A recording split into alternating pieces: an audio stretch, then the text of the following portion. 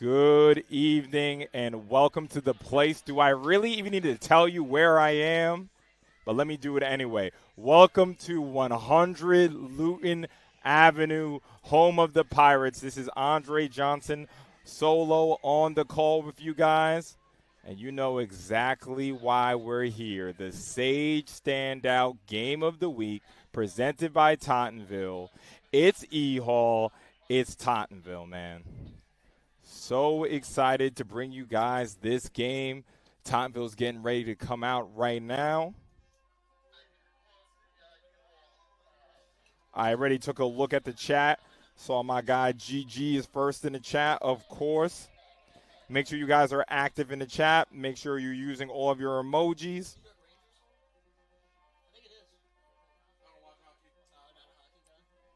Let me know how my volume sounds. Make sure I sound good. Let me know if you need me to turn my mic up, if you need me to turn myself down.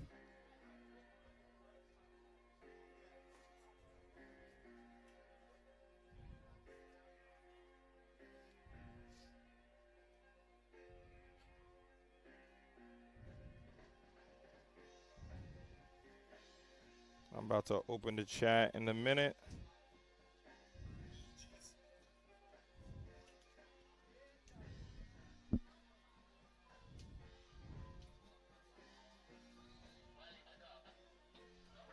So to start this off, always have to give a huge thanks to my guy Shot by LJ. He makes all of our graphics here.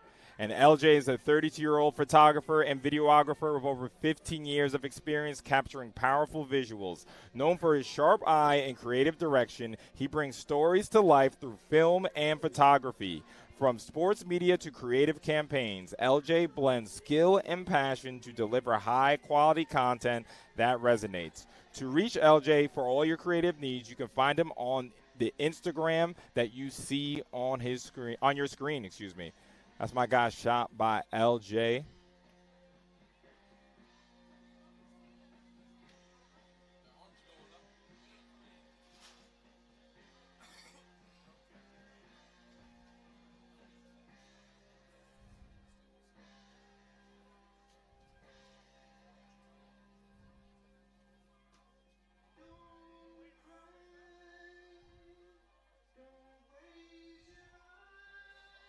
So like I said, LJ makes all of our graphics for us, including this one that you see here, the full schedule of the Sage Standout Game of the Week. And we also have to give a big thanks to Staten Island Chiropractic and Sports Rehab, the leaders in sports medicine right here in Oakwood. Our team keeps athletes healthy, strong, and game ready with expert chiropractic care, sports rehab, and recovery. From high school athletes to weekend warriors, we deliver world-class care with one goal in mind, getting you back to what you love the most. Staten Island Chiropractic and Sports Rehab is the name families turn to when it matters the most. Learn more and book your appointment at the website you see, at the Instagram and the phone number you see. And here come the Pirates on blackout night. And I already see people in the chat using their emojis.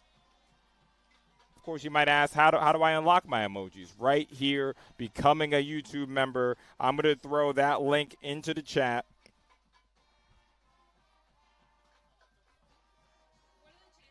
And if you become a YouTube member, you get access to our member-only streams. We have 3 or 4 planned for the month of October, so it's a great time to sign up for it now.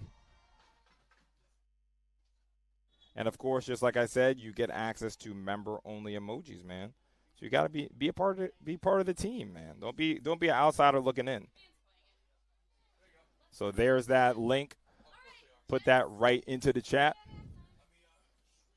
So let's get this started, man.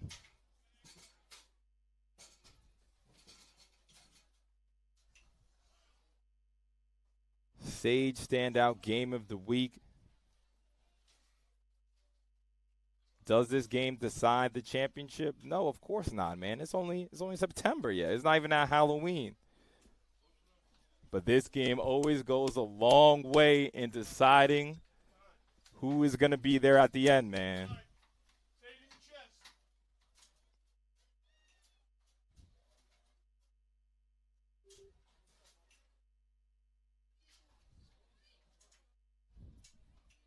Shout out to GG in the chat. Naseem Thomas in the chat.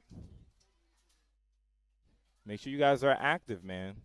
But don't be too active because, you know, my finger to block you is very quick.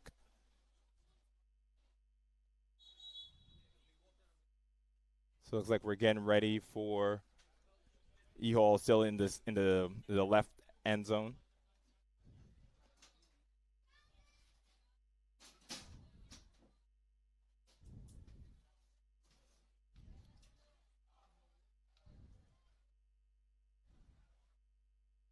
So while EHall is getting ready, captain's getting ready to come out, let's talk about the players to watch in this game.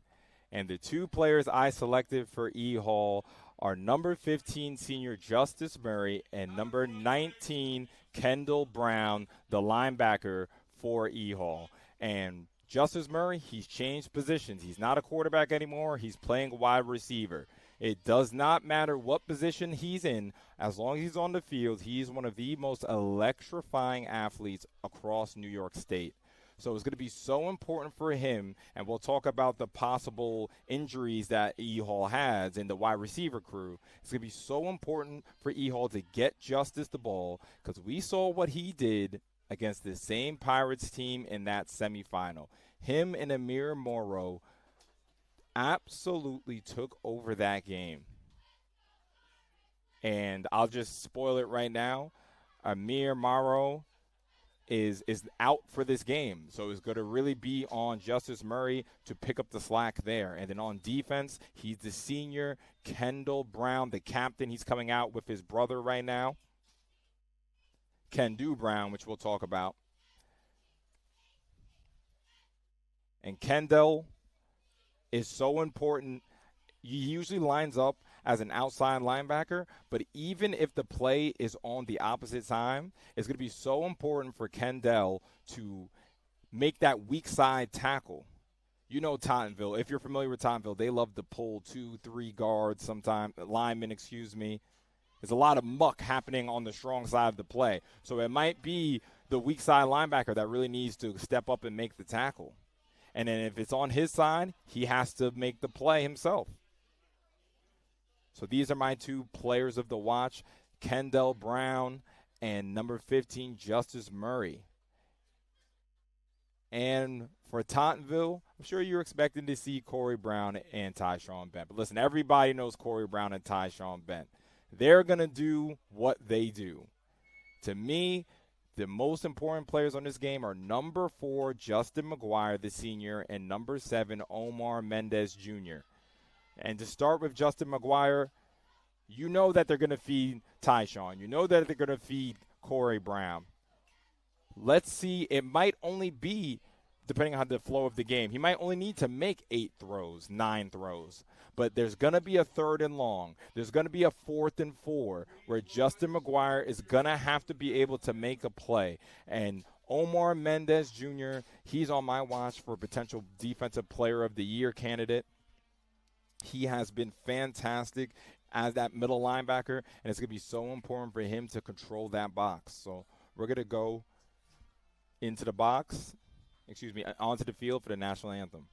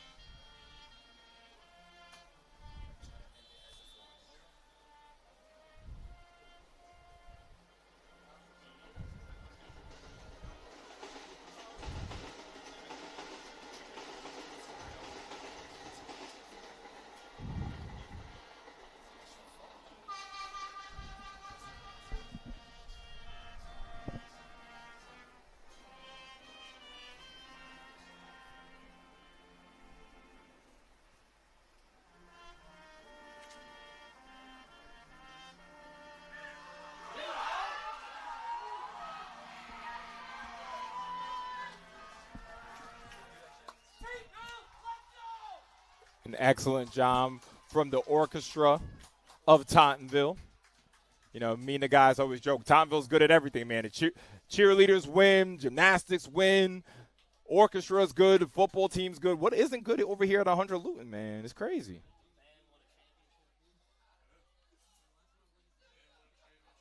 Oh, so you tell me that the band won a championship, flag football, girls basketball's in the semifinals, baseball won a championship, softball won a championship. Lacrosse is usually pretty good. I'm sure track and field ain't so bad. Listen, man, shout out to my guy over here. Bowling won a championship. Incredible stuff. Tottenville, everything. They got everything you need over here at 100 Luton, man. And I want to give a huge shout-out to Coach Mouse. Happy birthday. It's his 50th birthday today. So happy birthday, Coach Mouse. Yeah, I mean, he's really more than a coach. He's really an icon over here in New York City. All he's done for so many athletes. Doesn't matter if they were a Dutchman or not. Coach Mouse has played a role in helping them with their college recruiting, whether it's, you know, bringing them to a showcase or bringing them along to workouts, you know. So huge shout out to Coach Mouse. Happy birthday.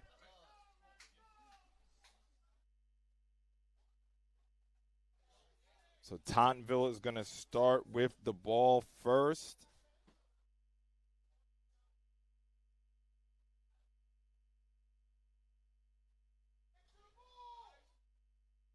So we're going to see two of the top players in the state. Tyshawn Bent, number 1, the Stony Brook commit. Number 3, Corey Brown. And another player, you know, he wasn't on the graphic, but Nick Constantino, he was able to torch EHall in this regular season game last year. He had almost 100 yards in that game receiving. So number 2, Nick Constantino, I arguably think if he's not the number 1 wide receiver in this league, he has to be number 2.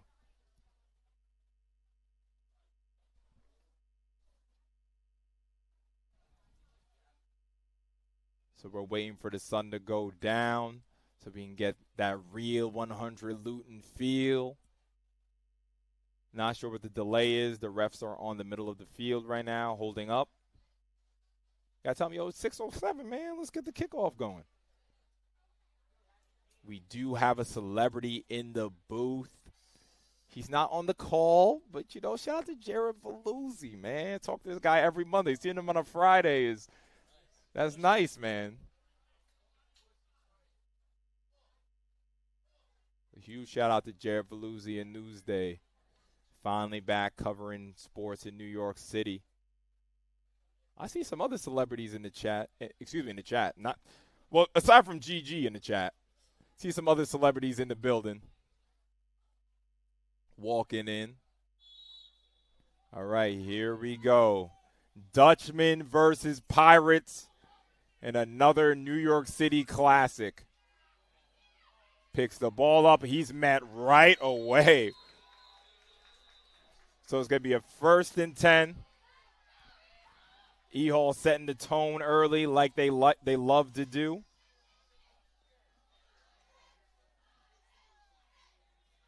And here comes Justin McGuire and the Pirates offense. So they're going to have it 1st and 10. Looks like ball's on the 25-yard line.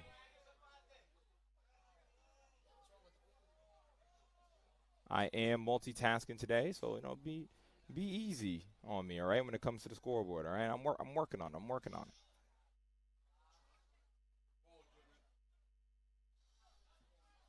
So, again, I'm not sure what the holdup is. Is it an issue with the ball, possibly? 41-30 Eagle in the third quarter. That is the shootout. Here's the thing about that game. I did think both teams would be able to score. I didn't think JFK would be able to score 30, so huge shout-out to Coach Vega. And there's plenty of time left in that ball game. But let's focus here. EHall versus Tottenville. 1st and 10 for the Pirates. As a man in motion, McGuire hands it off to Tyshawn Bent, and he is met immediately in the backfield. Number 82, Xavier Hughes, making himself known. That's going to be about a loss of 2, 2nd and 12.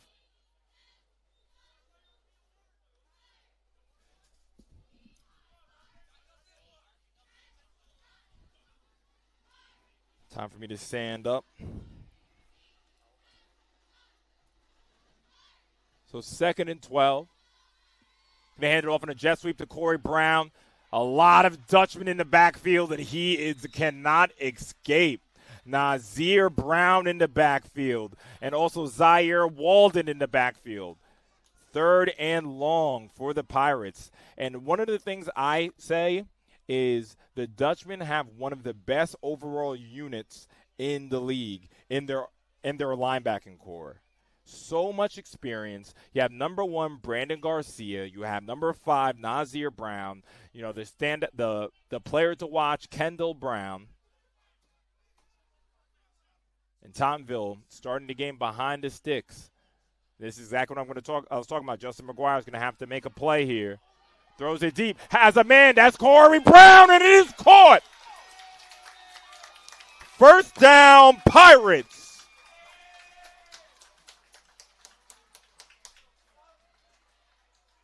Corey Brown getting it started early. That's almost it's about a 30-yard completion. Justin McGuire to Corey Brown. And this is exactly what I was talking about. It's going to be so important on those 3rd and longs for Justin McGuire to be able to find his playmakers. And he has plenty of them.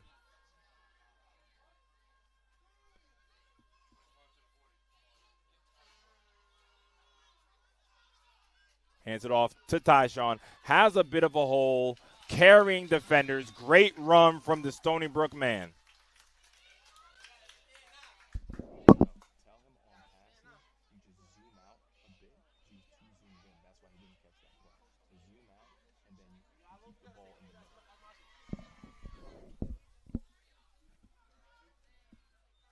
So it's after that gain of 8, it's going to be a 2nd and 2 for the Pirates.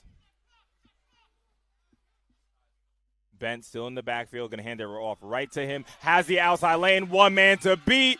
Beats him, but goes out of bounds. Tyshawn Bent with a strong start.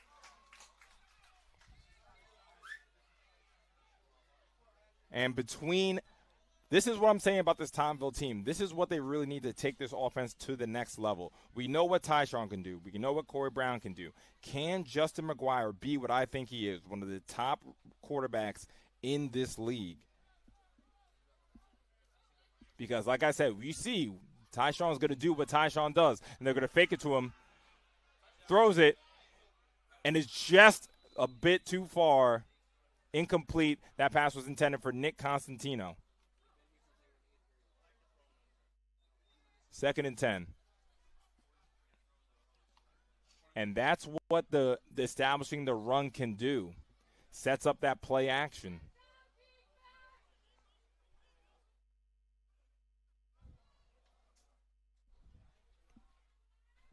Remember, our clock is not the official clock.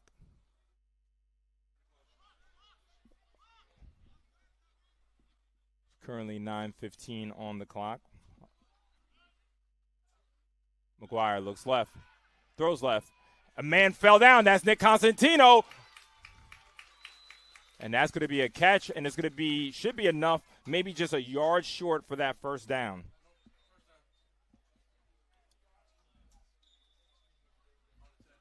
Yep, so it was right on the line. So it's going to be 1st and goal for the Pirates.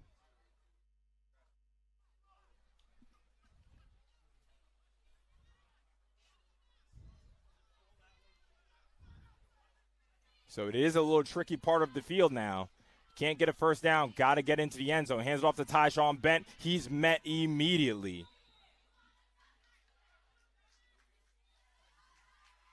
Coming off the bottom of that pile. Looks like that's number 45 for EHall, Mr. Malik Spencer.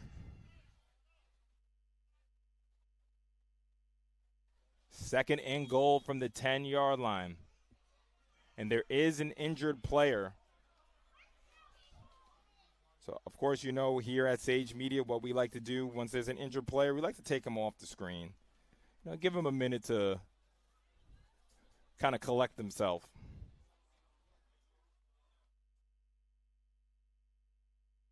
So let me know how you guys are doing in the chat. Tottenville had a slow start, but then that 30-yard strike from Justin McGuire to Corey Brown. Corey Brown showing off his versatility. Not only can he play not only can he play running back, but you can see he can he can split out and play wide receiver as well. So college coaches, please take note of that. We'll see Corey Brown on Saturdays. I'm very confident of that. I don't know what schools are exactly on him, but I personally think he can play in the ACC. That's just me. Let me know what level you think Corey Brown can play at.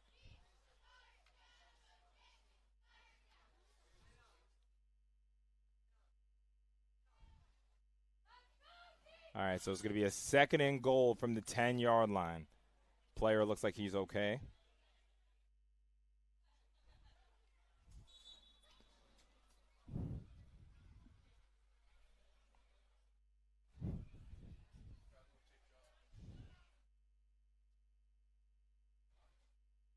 So, again, this is so important for the Pirates.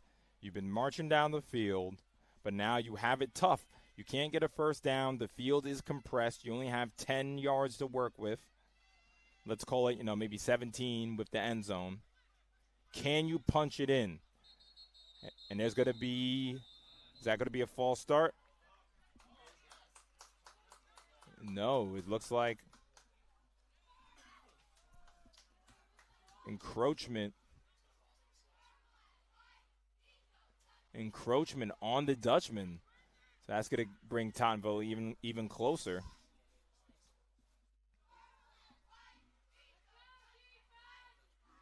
So, again, second and goal from the 5-yard line. This sounds like Tyshawn Bent territory. But let's see. The Dutchmen are tough down here. Hands it off to Tyshawn. Makes a spin move, but he holds on for dear life, and the cavalry comes. Credit that play to Zaire Walden. Third and goal. If you remember last year in the regular season game at 100 Luton, Tottenville had the ball in this same scenario. They were up 7-0, and they weren't able to punch it in. And they were on the 1-yard line. They couldn't punch it in twice from the 1-yard line last year. So third and goal. Justin McGuire hands it off to Tyshawn. Makes a move. Does he have enough strength? Weight room. Touchdown, Pirates. Mr. Tyshawn Bent.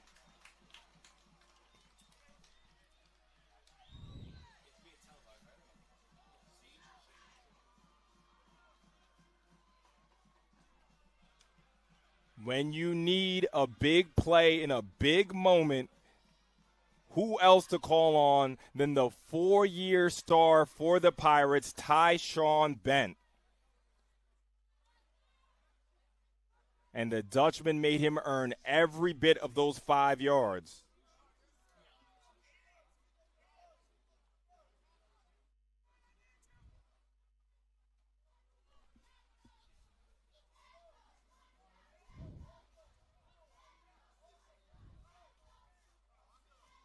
Extra point is up, and it is good. So our score is 7-0 Pirates as they are able to march down the field and score on the first drive of this ball game.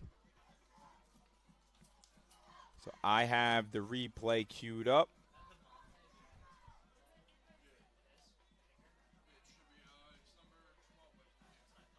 So we're going to slow this down. Sorry about that. Let's try that again. Let's slow this down and see what we have here. So important. You have three wide receivers split out. Have the tight end, Constantino and Brown, lead blockers. Gives it to Tyshawn. And again, just the vision to make that small cut. And like I said, that's weight room. That's determination. It's my senior year. I want this to be my day where I finally beat the Dutchman.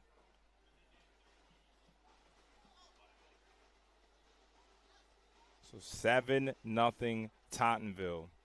And again, for the people who were there last year, this was also the score at this same fixture.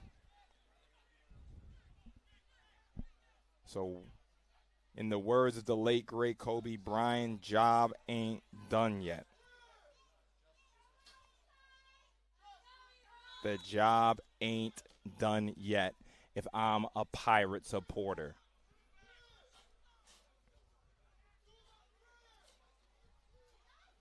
Back deep is, again, one of the players to watch, Justice Murray.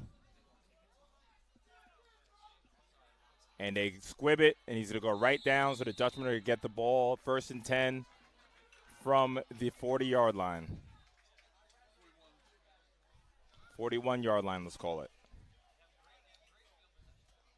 So let's see who comes out and starts at quarterback.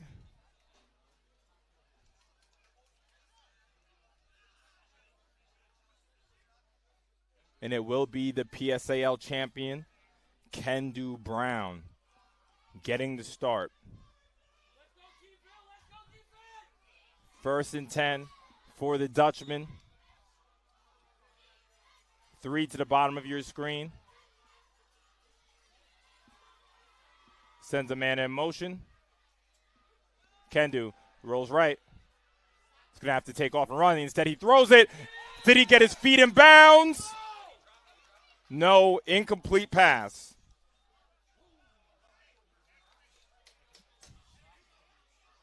Wow. That would have been a crazy play to start this game. So crazy, I don't even have a 42 on my roster. Interesting number for a cornerback, for a safety. So I'm hearing that number 42 is Mike Murphy on that play. 2nd and 10, throws the screen, and is incomplete. Errant throw intended for Justice Murray.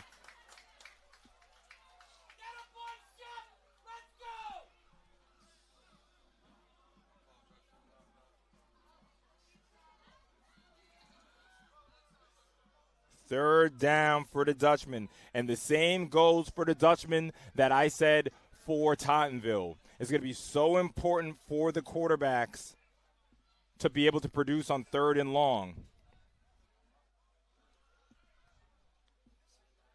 3rd and 10, 3 to the bottom of your screen. He looks that direction. Kendu steps up. He's going to take off. He has room. He has the strength, and he has a 1st down. Kendu Brown.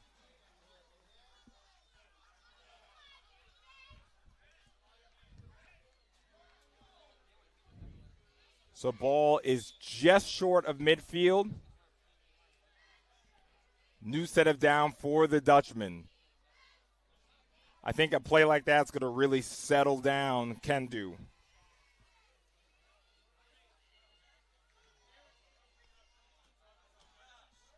First and 10. Sends a man in motion.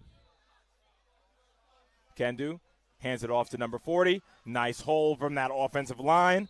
And that run was by Richard Dobbin, filling in for Amir Morrow.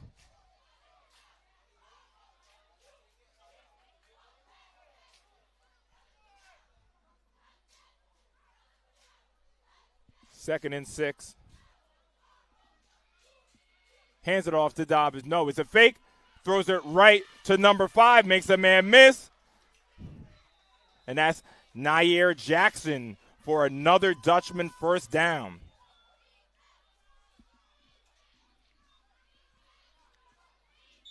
So I like the play design so far. Let's keep it simple. Let's get our quarterback into a rhythm into this game. Already over 350 people in the chat. Make sure you guys share it out.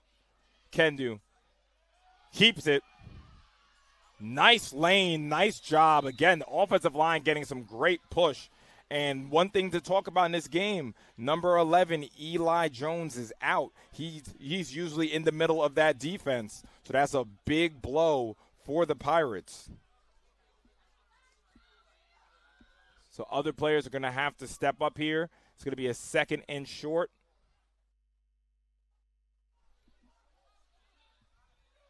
Empty backfield, Kendu.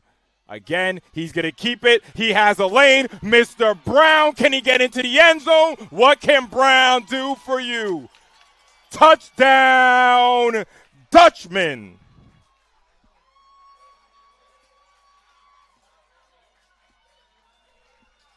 Kendu Brown displaying great decision-making. Didn't force anything on that drive. Made the throw on the 3rd down. So both quarterbacks answering the call here.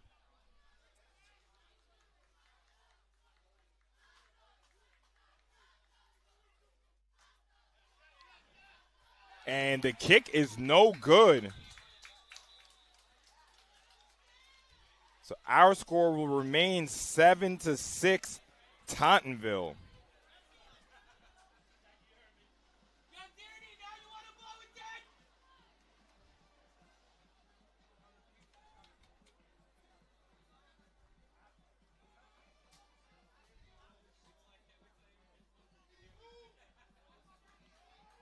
And again, I just love the play from Kendu Brown. Again, not forcing anything. I know people want to see me throw. Everyone says, oh, can I be the man? Let me show you why I am the man, what I can do. I can make the necessary throws on a 3rd down. I see the bubble screen isn't there. My offensive line does a great job. Now watch me work. Too fast, too athletic, directing traffic, and punching it into the end zone for the Dutchman's first score.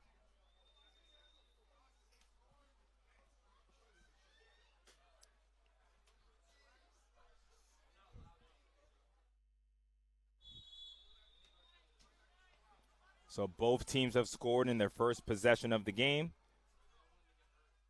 Deep kick. It is taken. Has a bit of a lane. And what? That could have been a tackle, a touchdown-saving tackle on Cameron Cedino. So it's going to be a 1st and 10 for the Pirates.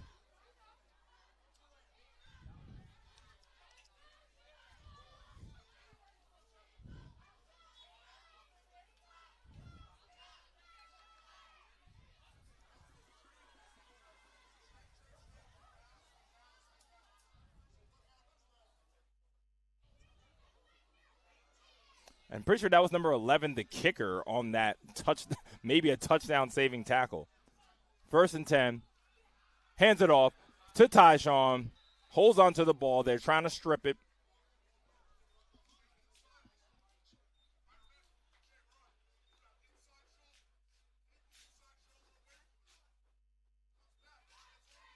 So that's going to be a gain of 3. 2nd and 7 for the Pirates.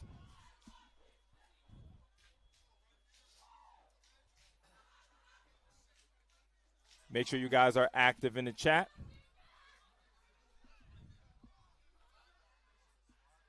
Justin looking to throw. He's going to keep it himself. Tucks it in. Shows a little bit of strength there, lowering his shoulder. Mr. McGuire. Gain of about 3 or 4. Helmet pops off. Will he have to? Hopefully he won't have to exit the game for a play. That could be crucial.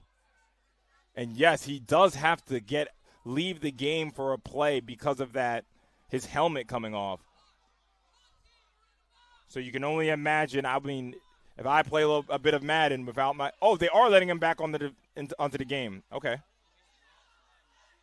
So usually when your helmet comes off, you have to leave the field for a play.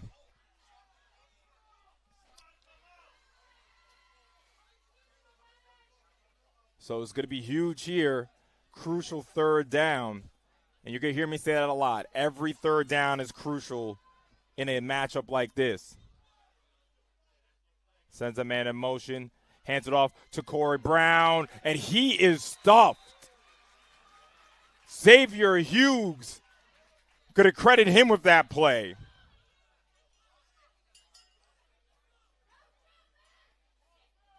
Decision time for the Pirates, and it looks like they are going to punt.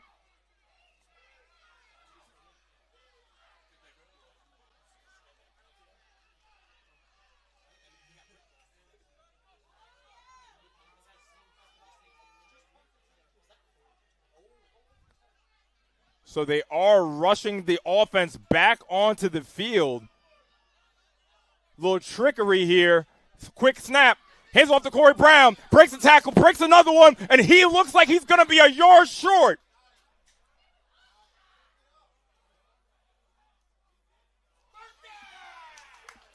Oh, they give him the first down. Woo! Woo! Let me go back to the replay real quick. Let's see if I can sneak it in. Man. That was a good spot. The first down was the...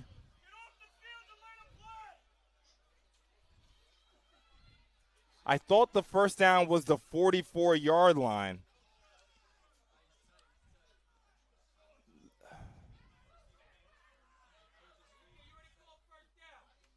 I thought the first down was the 44-yard line. So I'm looking at it. The first down was definitely the 44-yard line. If you look at the top of your screen here, the first down is the 44. I thought he was short.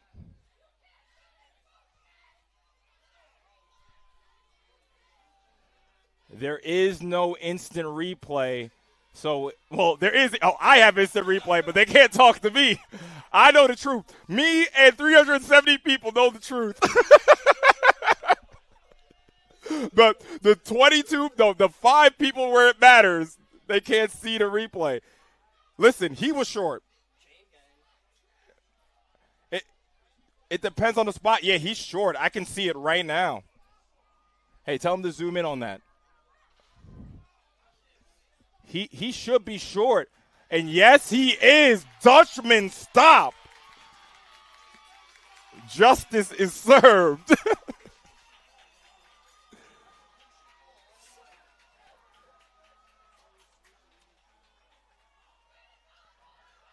Zaire Walden again. First on the play. Number 8, Mikael Ellis on the play.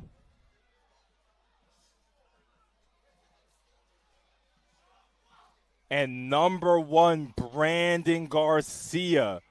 Want to make sure I credit all those players properly. That was, let's see how big of a play that proves to be in this game. Obviously, you saw I got so excited I forgot about the scoreboard. But listen, y'all all right, right? No, it's 1:45 left in this game. Dutchman back onto the field. Hands it off, has a huge lane. Mr. Dobbins, that's a gash of about 15 yards.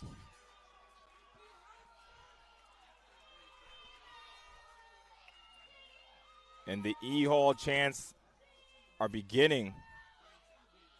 EHall kind of getting their mojo back here.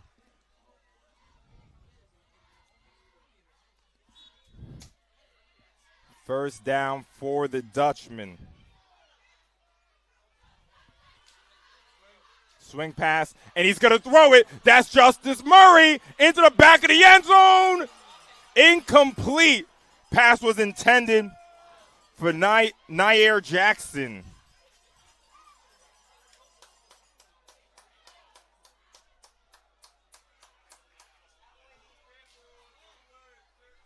Second and 10.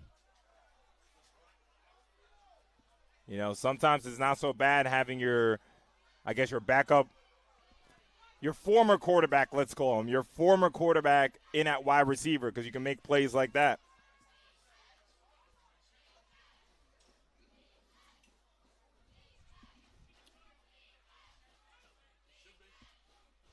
2nd and 10.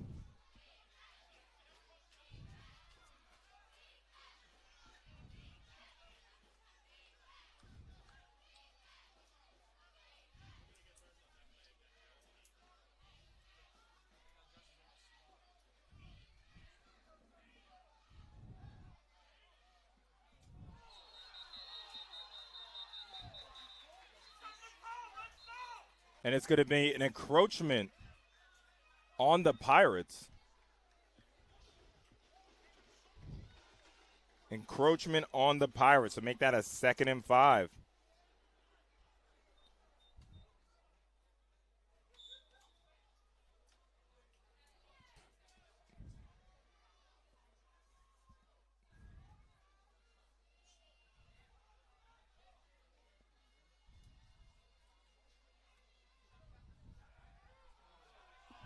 Throws it up. And there's a whole lot of laundry on the field.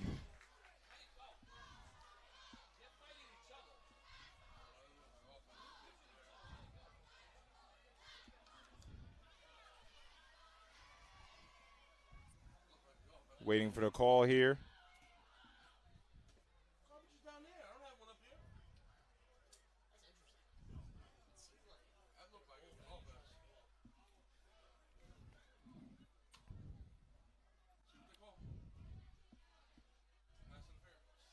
Pass interference on the Pirates. All right, Jared, I learned something. So I had the chat on members only, so I'm about to unleash the dogs. I'm sitting there like, man, this is a big game. People aren't being very active right now. Wish me luck, man. Wish me luck. About to unleash the hounds. So if you guys could check, you guys should, everyone, if you're a subscriber, should be able to chat now. So the ball's on the, it looks like the ball's on the 11-yard line. 1st and 10. Handoff to Dobbins. He's met in the backfield by Omar Mendez.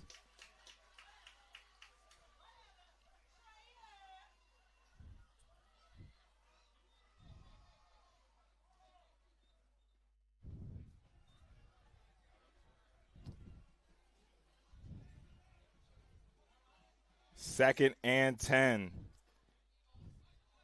The hounds have been unleashed into the chat.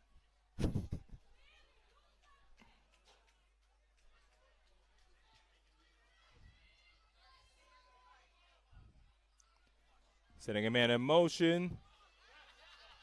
Throws a pass. Is that a backwards pass? He's still on his feet. The Pirates with a huge break. The backwards pass is recovered by number 17, Ryan Lopez.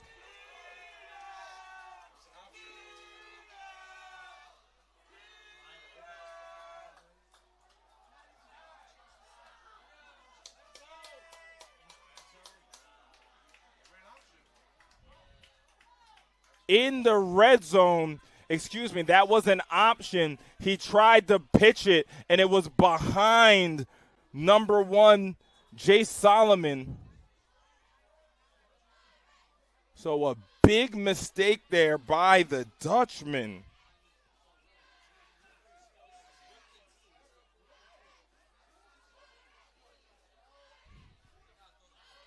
So it's a 1st and 10. 13 seconds left on the clock. Justin McGuire looking to throw. Pumps it. Going to take off. And that's a very good decision from the senior quarterback. For the audio only people, our score is 7-6. Pirates are up. 4 seconds left.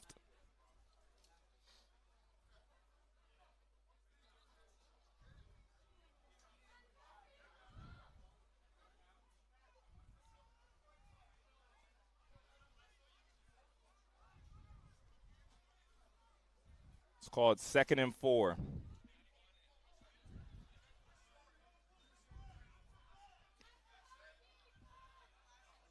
McGuire Hands it off to Corey Brown, the speedster.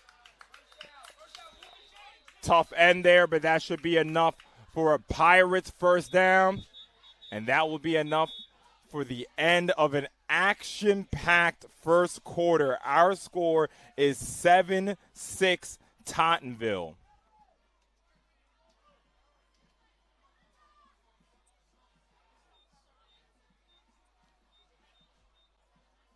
Highlights of that first quarter. 3rd and long on the first drive. Justin McGuire to Corey Brown, 30-yard completion. Then Tyshawn Bent is able to punch it in. First time with the ball for the Dutchman. Kendu Brown with about a 20-yard scamper into the end zone. And then on a crucial 4th and 3, the Dutchmen step up, make a huge tackle for the loss, for the turnover. Dutchmen have the ball within the red zone, and a bad pitch from Kendu to number 1. There's 2 number 1s, so I'm going to assume that was Jay Solomon. So a bad pitch to Jay Solomon gives the ball back to Tottenville. 1st and 10. Ball is on the Dutchman 46-yard line.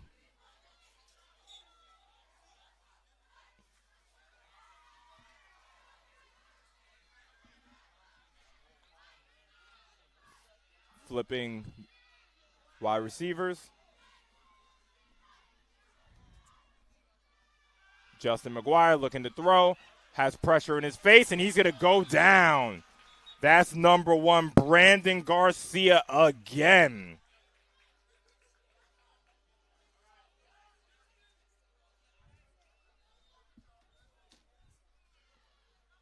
Huge sack there for the Dutchman. That's going to make this like a 2nd and 20, let's call it.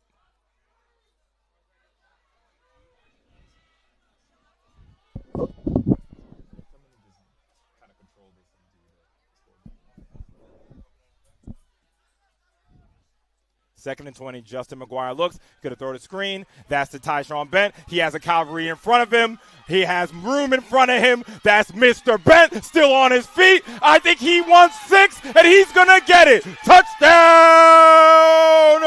Pirates.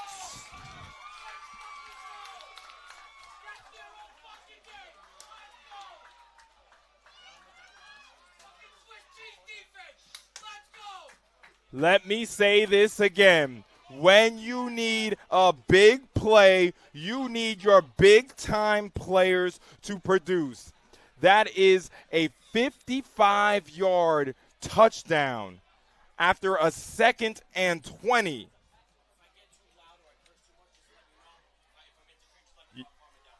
Just no cursing. You're definitely coming through. Shout out to the Tottenville fan. Listen, it's passion. It's football, baby. It's football. Justin McGuire. Well, that's a 55-yard touchdown for Mr. McGuire.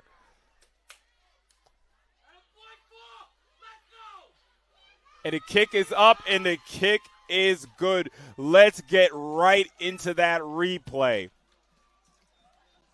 Again, 2nd and 20 from the 45-yard line, and the Dutchmen just bail. They lose discipline, and this is the Stony Brook commit, Tyshawn Bent, in open field. He's in the Bermuda Triangle. It does not matter. I count 5 to 6 Dutchmen who got a hand on Tyshawn, but you need more than a hand. This is Tyshawn Bent on blackout night.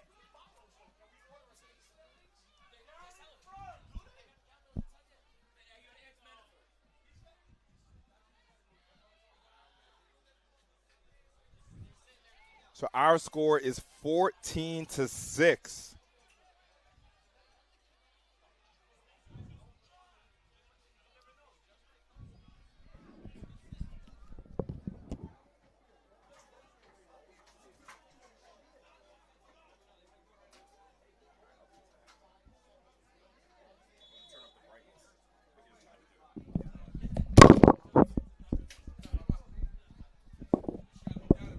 Apologies to that. You might have heard the microphone clatter a bit. Kick is up. And that's a good kick into the back of the end zone. Supposed to be 1st and 10 for the Dutchman. The Dutchman needing to respond.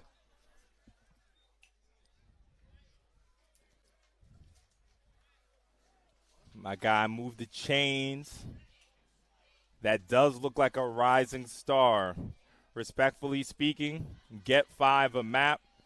A Chris Smooth fan, if you guys know, you know. But I respect that. That's a man with taste. That's a man of culture. Chris Smooth fan. Get that guy a map.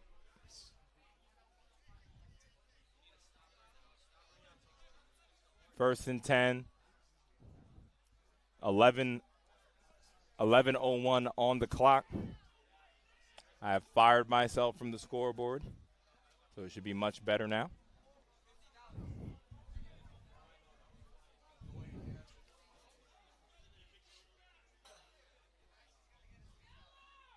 Not sure what the delay is. So, again, I actually want to go back to – do we have time? I want to go back to that touchdown just for the fact, I mean, it's 2nd and 20. It's 2nd and 20, and, yeah, the Dutchmen bring 5. Played right into the screen.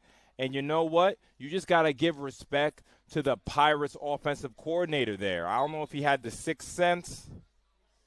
I mean, it's 2nd and 20. There's not much else you can do. I mean, what kind of play call for a 2nd and 20?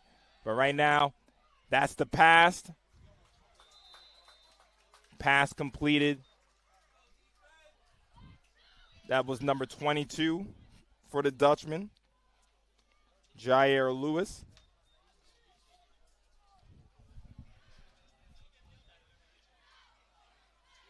Second and, let's call it 2nd and 6.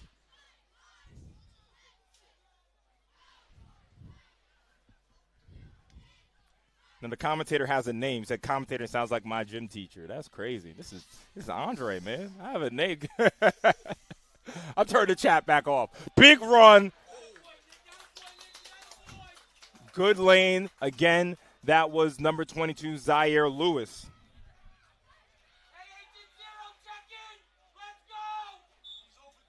First down for the Dutchman. Mr. Lewis doing a good job moving the chains. Let's go, Zero, check in. I need something. Let's go. Empty backfield for Kendu. Gets a man. That's going to be a false start. Excuse me. Encroachment. 1st and 5 for the Dutchman.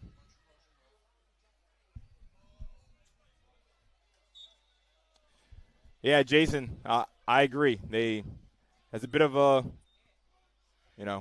we're not the coach, so, but a bit of a mistake. Anywhere, 3 plays in a row to Mr. Lewis, and he's up the left sideline. Call that a gain of 15, Jair Lewis.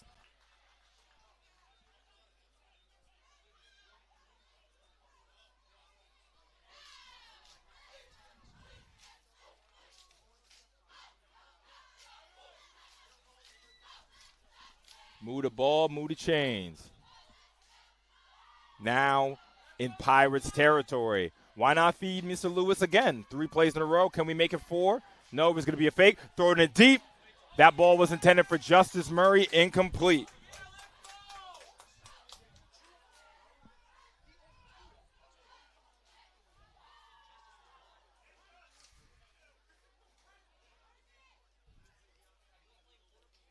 Second and 10.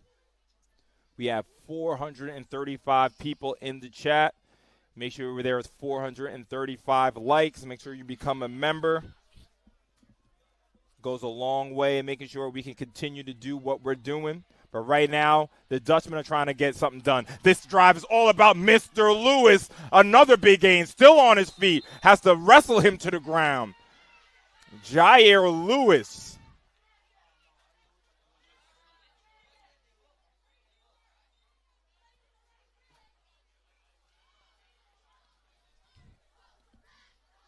That's another Dutchman first down.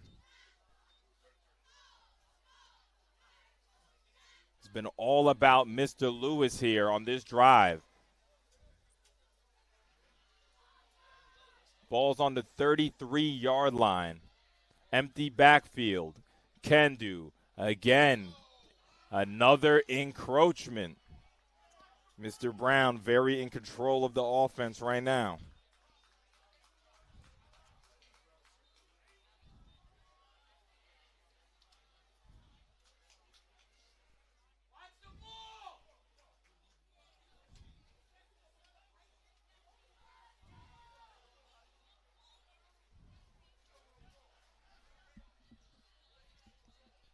Kendu, empty backfield, throws it to the left. Again to Mr. Lewis. He's up the left sideline. Jair, another first down for the Dutchman. Is that 3 first downs for Jair alone? It might even be 4.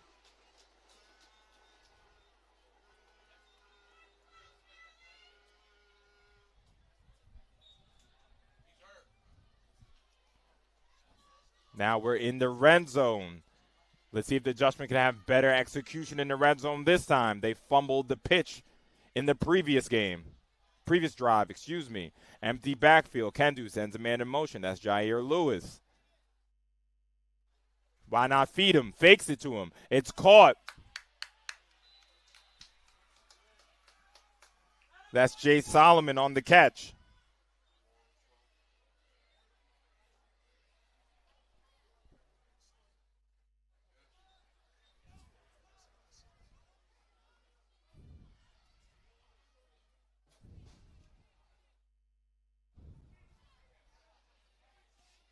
Top Gunman, you didn't say anything necessarily wrong, but I just don't want to have that kind of chatter in the chat.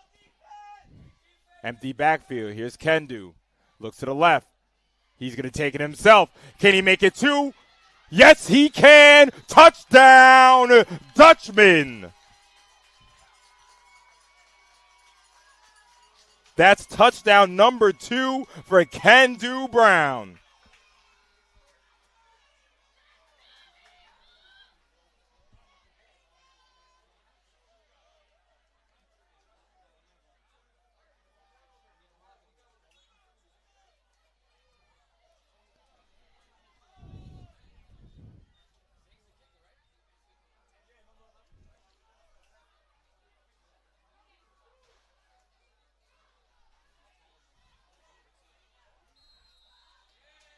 All right, so there is a flag on the play.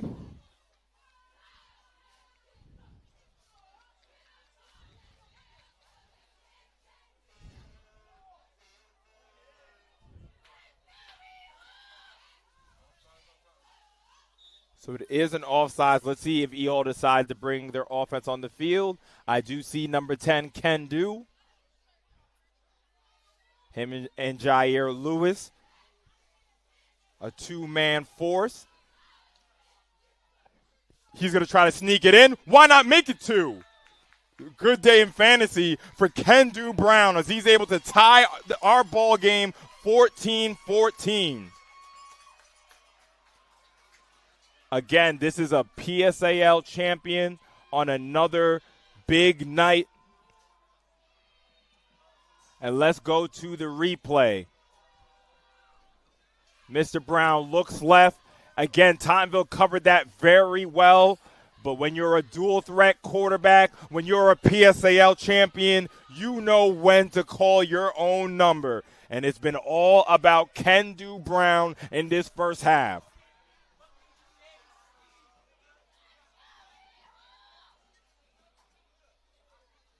(14-14). 2 scores from Mr. Tyshawn Bent, 2 scores from Mr. Kendu Brown.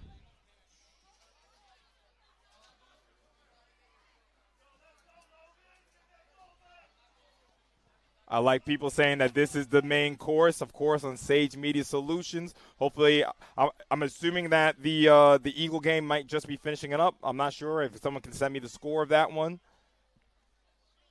But yes, like I said, doubleheader. 1 game in Brooklyn, 1 game in Staten Island. I mean, not many can do this, but let's Let's lock in. Let's lock in. Great coverage from the EHall special teams. 1st and 10. Let's call that the 28-yard line. Shout out to Sheepshead Bay, 40-0 victory. Let me know who they played.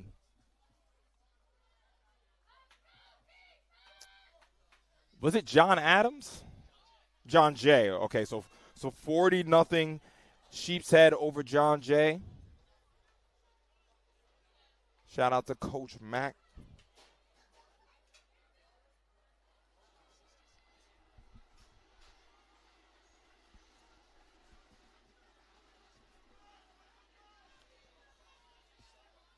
McGuire hands it off to Tyshawn. Again, Xavier Hughes in on another tackle. Wow, 57-42 Eagle Academy over JFK. I cannot wait to rewatch that. Shout out to Coach Jones. And shout out to Coach Vega, man. 42 points for Kennedy. That is impressive. And that Eagle defense is tough. But again, let's lock in here. 2nd and long. Looking to throw. Throws it deep. That's intended for Nick Constantino. And that's going to be a flag.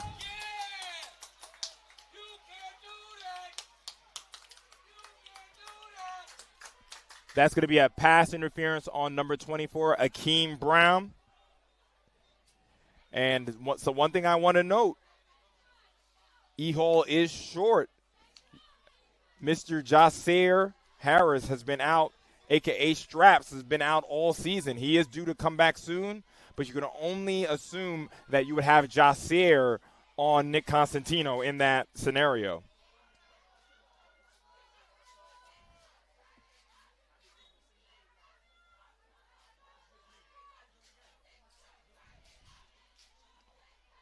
Again, try to keep it positive in the chat, or you will be timed out. All right, let's go. 1st and 10 here for the Pirates. Hands it off. Has a nice lane. Still on his feet. That is determination from Corey Brown.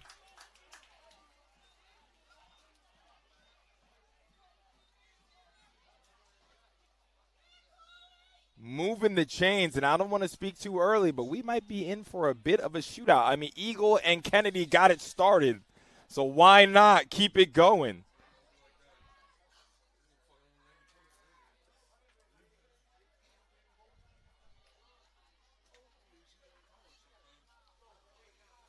So 1st and 10, Tottenville moving the ball down the field after the big penalty. Corey Brown and Tyshawn in the backfield. They're going to hand it to Mr. Brown again. Tries to get to the edge. That ball's on the ground. Someone popped it out, and the Dutchman recover it.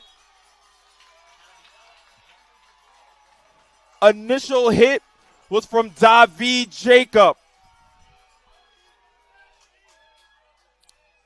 He held him up, and then just like we were taught back in the day, you hold him up, someone else come and punch it out.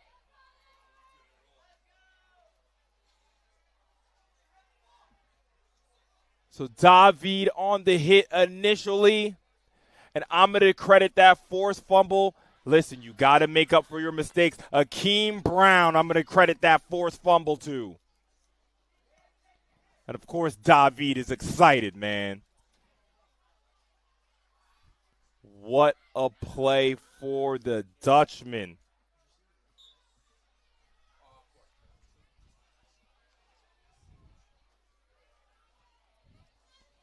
David, and I want all the fans at home to take note of that. Akeem Brown, big penalty, 2 plays previous. He does not keep that on his mind. He comes and pops the ball out. So Kendu Brown, looking to throw, trying to capitalize, was looking deep, moving in the pocket, and makes, again, another good decision to hold on to the ball. That's number 22 on the tackle, Mr. Rosales.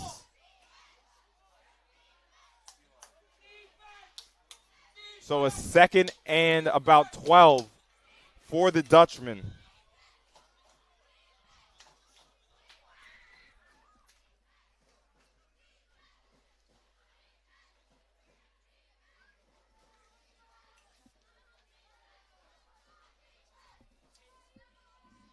I'm just looking back. That's definitely number 24 on that. Okay, I wanted to make sure I credited the right player. So Kendu, empty backfield, pumps it, throws it deep into traffic, and it's incomplete. I think that was intended for Justice Murray. There is laundry on the field. And that's going to be a holding on the Dutchman.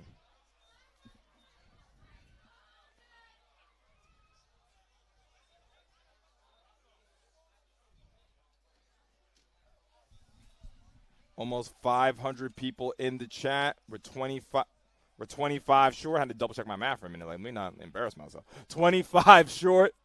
Make sure you guys share out this stream. As after that holding, it's going to be a 2nd and 20. A 2nd and 22. Sir, what's your name? Phil. Shout out to Phil, man.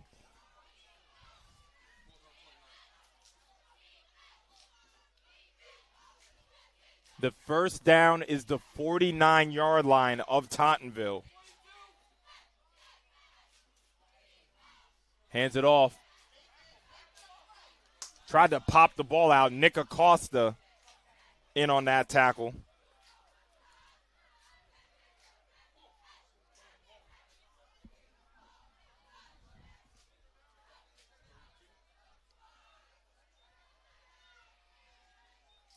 So it's a 3rd and long for the Dutchman. Something's telling me the Pirates are not going to blitz and send 5 people.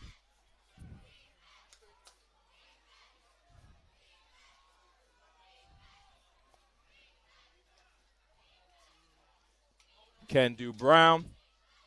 3 to the top of the screen. Looking to throw.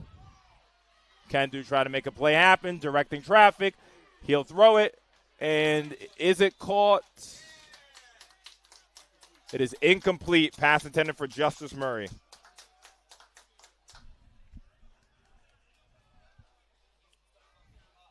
Officially I guess can't say officially, but 4:51 on the scoreboard in the field.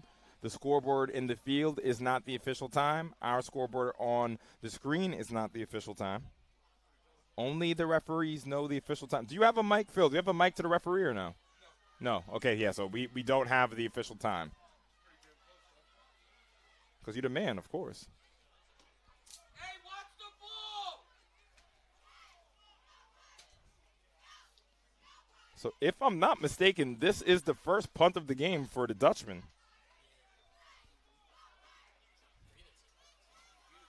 You're right. For either team, this is the first punt. That is madness. And it's not a great punt. Oh, it actually took a very good bounce all the way down to the 35-yard line. And that is where Tottenville is going to take this. So I want to give a huge shout-out again to Staten Island Chiropractic and Sports Rehab. They are one of our sponsors for the game. This is the name families turn to when it matters the most. Learn more and book your appointment at the website, or you can call. Shout out to Dr. Rob.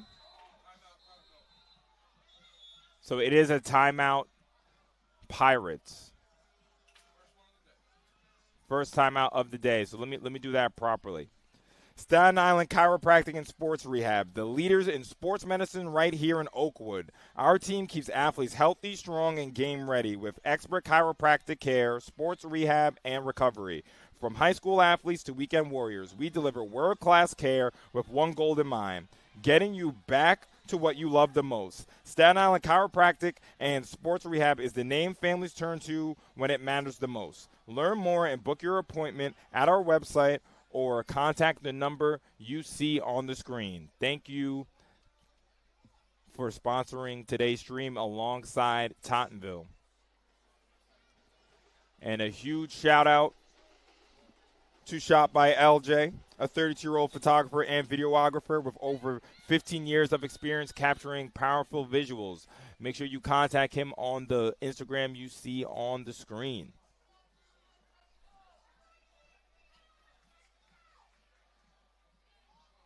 And sorry that it was a bit dark on the camera. We got that fixed. Justin McGuire throws it wide open. He has a lane, and he's going to have another touchdown for the Pirates. Gavin Lidwith.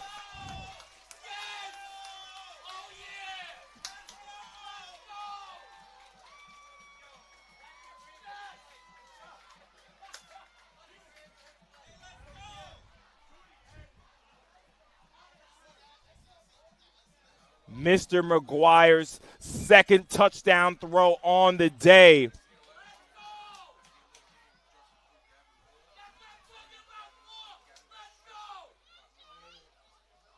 Gavin, what a play right when the Pirates needed it.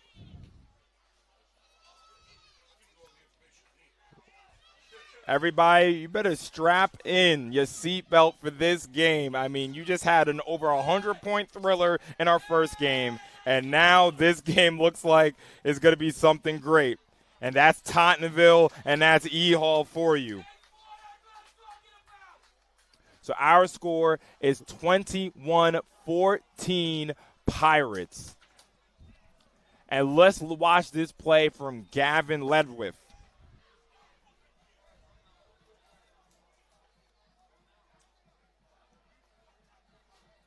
And yet, I can't tell you what happened. It's just a simple flood concept, a go and an out route. And the Dutchman just completely busted coverage. But the Pirates won't care. I'm going to watch that back on my other screen. It was just a go and a 2-yard out route. I don't see what happened to the Dutchman secondary. But they didn't jump the route. I think the safety was in the wrong spot. I'm gonna.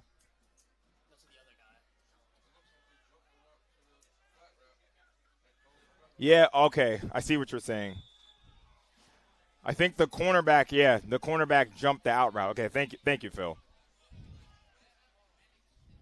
Well, it depends on what coverage he was in, but yeah, that was definitely a busted play, which leads to a touchdown for the Pirates.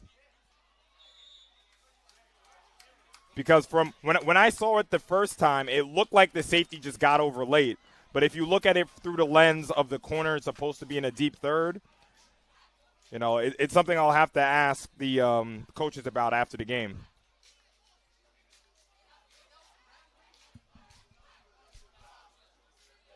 Guys in the chat, let me know what you guys thought. Shout out to my co-podcast host. my co-host messaging in another chat about what he thought about that play. I haven't even had I wanted to make sure I got in, of course, our sponsors ad, but there's been no time to breathe in this game as it's been action-packed first half. Yeah, and again, I see King's Point Stable saying the safety was late over the top. And it depends. If you look back at that play, the corner hops the out route. Was he supposed to be there? Was it a cover two? It kind of looks like it. But nonetheless, it was a busted play. And that is going to be the official 4-minute warning.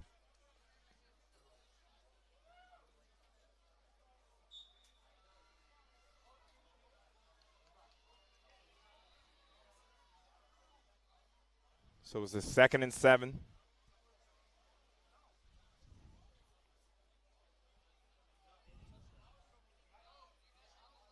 Empty backfield. Kendu going to try to run, but he can't escape from one of the top players in the PSAL, number 15, Jaden Innocent.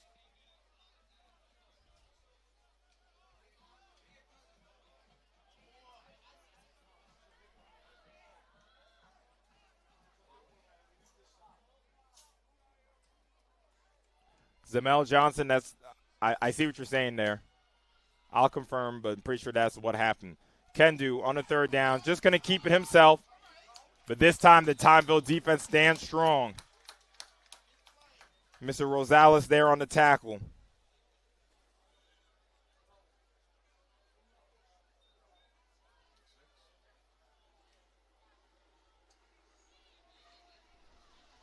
So the only reason why I was kind of confused on that, right, because it wasn't a complex concept. It was just an out and a go route. Kind of strange that they would miss that. Kind of strange that the Dutchmen are going for it in this situation. I can't imagine them snapping the ball here. 4th and 7 from their own 24-yard line.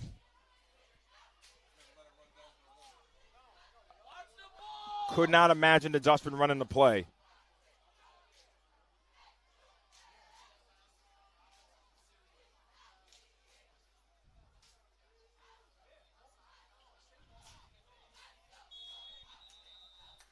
And that's going to be a timeout EHall. So both teams have used one timeout.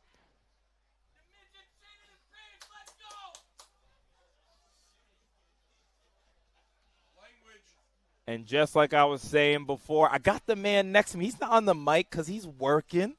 But New York football talk, you know where we're going to break down all of the action from this Friday night, from this Saturday, from the Sunday. 7:15, Jared Veluzzi, Uzi Sports Newsday, and TYJ, a.k.a. E. You guys know where to find us Monday, 7:15. Please, come tell me how wrong I was. Tell me how wrong Jarrett was on our analysis. Tell me why you know better than me.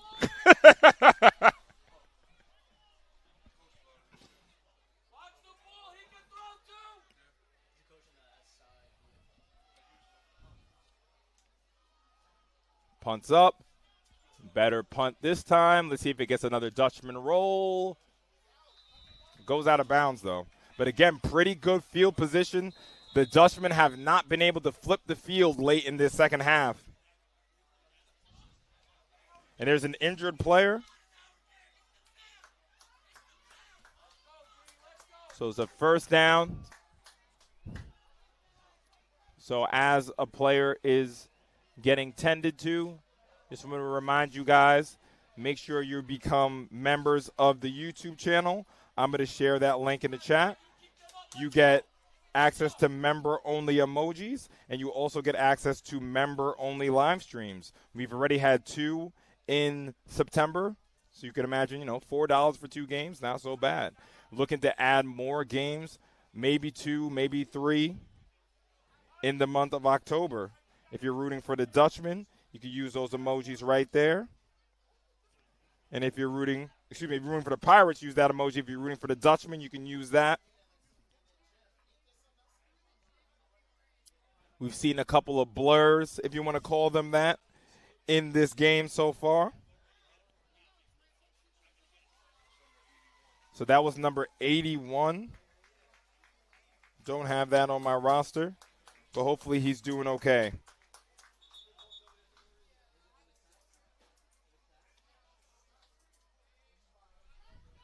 So the Pirate offense back onto the field. 2 touchdown throws for Justin McGuire. 2 touchdowns for Mr. Tyshawn Bent.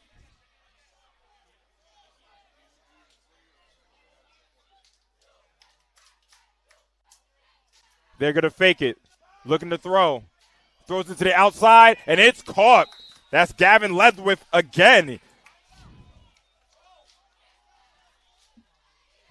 And the Pirates want more. They're not comfortable with a 7-point lead.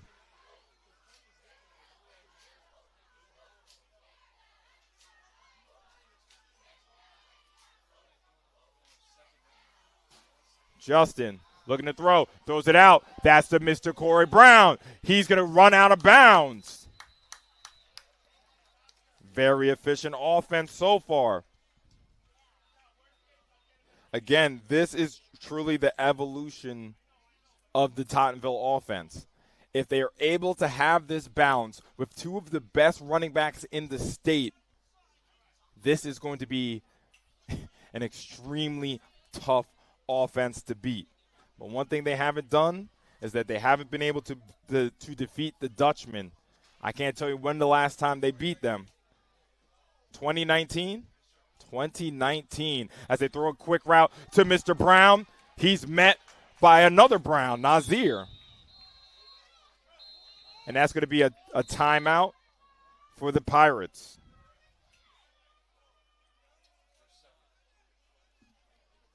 So they have 2 timeouts left. Excuse me, 1 timeout left. They used 2. Phil, I appreciate you keeping me accountable, man. So, to me, the keys in this game, I think both quarterbacks are feeling very, very comfortable. And it seems like the Dutchman got to get things settled on defense. You know, we had a 55-yard screen play on a 2nd and 20, and then we just had a blown coverage, and that's 2 scores in this game.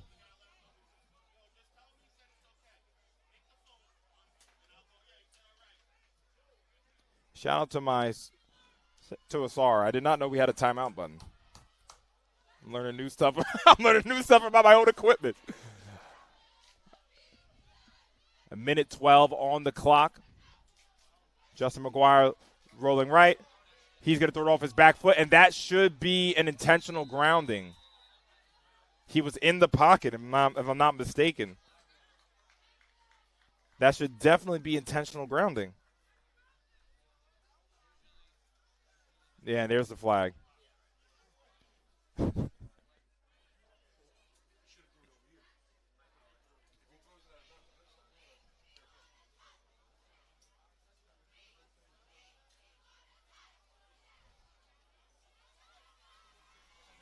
Now, the question is, the clock was running, so is there going to be a runoff? Yes, that's going to be an intentional grounding on Tottenville. So it is a loss of down.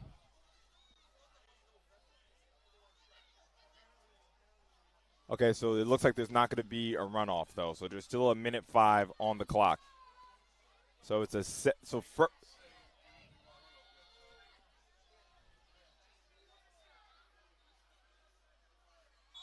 all right.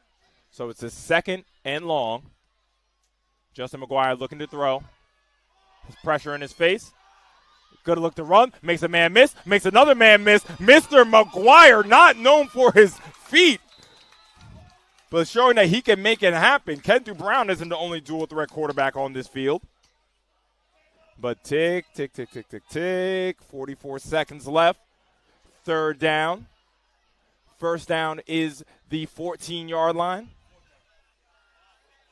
So it is 4th down. Yes, because they lost that down. They are going for it. McGuire looking to throw. Throws it. It's caught. That's Mr. Constantino. Nick Constantino. Huge grab. Final timeout for the Pirates.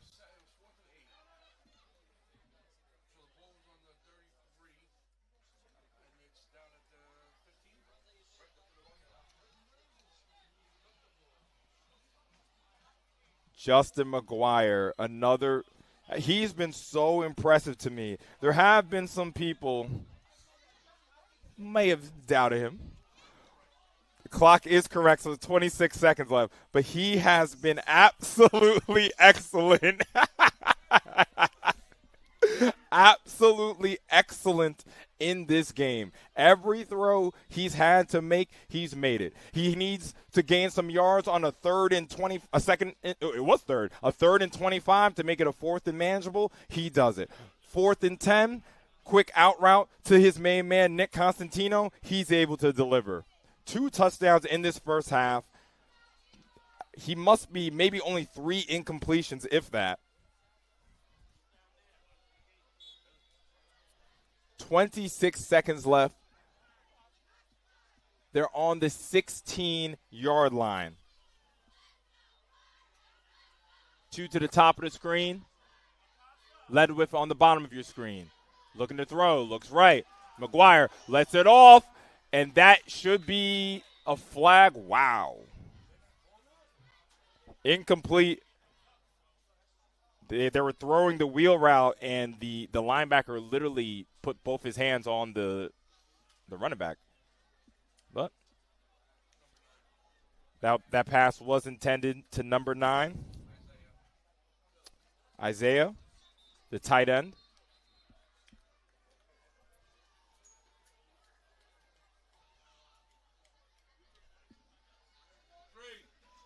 No timeouts left, 22 seconds left. Flag on the play.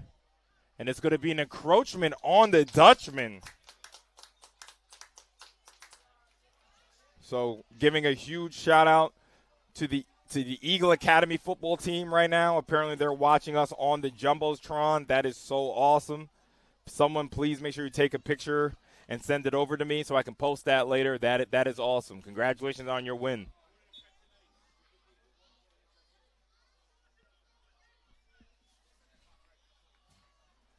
So it's a 2nd and 5. Ball's now on the 11-yard line. Justin McGuire and Tyshawn Bent in the backfield. Nick Constantino isolated on the bottom of your screen. He's going to throw it, and it's going to be tipped at the line. Incomplete.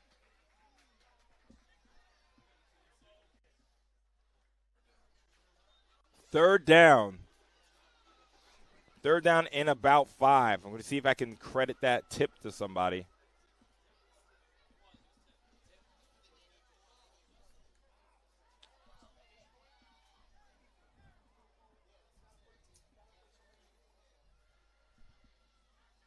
So 3rd and 5.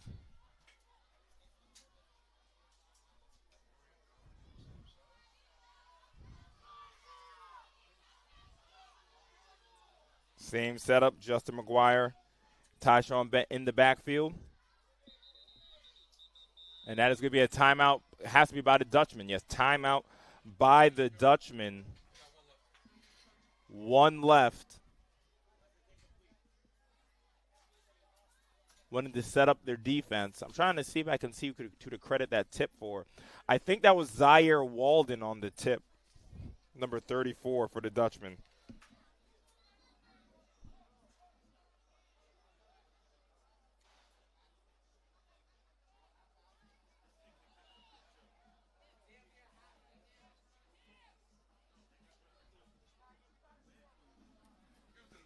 Yeah, I'm not sure. We're both trying to see if that ball was tipped. Guys at home, let me know if you can rewind back and let me know if that ball was tipped or not.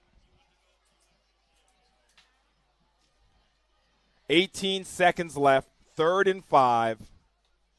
Plenty of time for a play. And if they can even run a little draw here. And they have plenty of time to spike it. I think the whole playbook is open here. Tyshawn Bent in the backfield. 3rd and 5 for the Pirates. Justin McGuire looks right, holds it, trying to make something happen. He's going to take off. He's going to get out of bounds.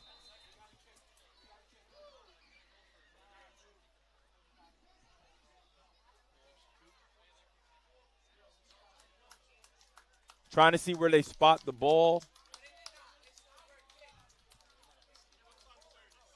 No, so he lost yards on that. Excuse me. So a loss of 2. And number 12 for the field goal, Christian DeMonte.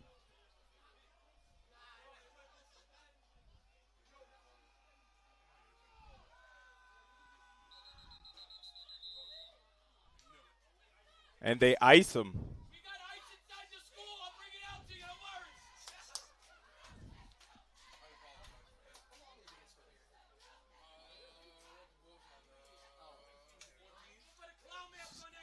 So, again, a huge shout-out to our sponsor, Staten Island Chiropractic Sports and Rehab, the leaders in sports medicine right here in Oakwood.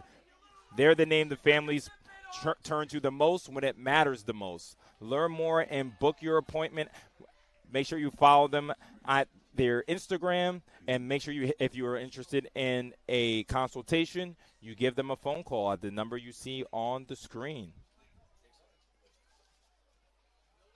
My guy Rel saying he. All right, so I have two people. One person saying 99 tipped the ball. One person saying the ball didn't get tipped. So we're just gonna forget about that play.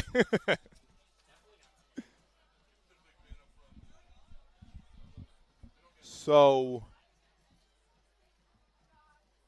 yes, I see Nick. Okay, so Nick Constantino is on the field, but I think they're gonna run a fake and then kick it. Yep. So again, we're back right where we started. Christian DeMonte.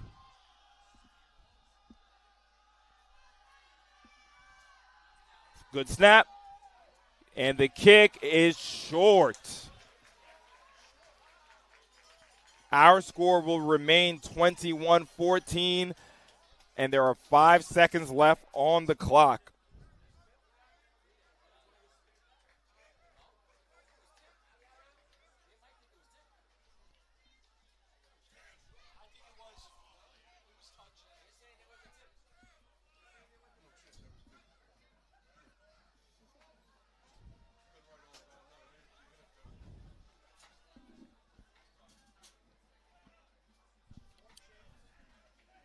Some people in the stands are saying the ball was tipped.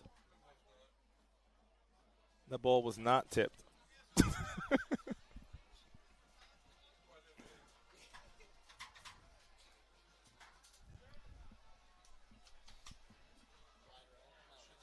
Just short. It was short.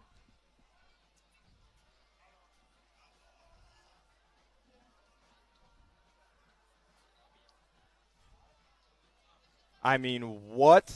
If they come take the knee here, that will be the conclusion of an.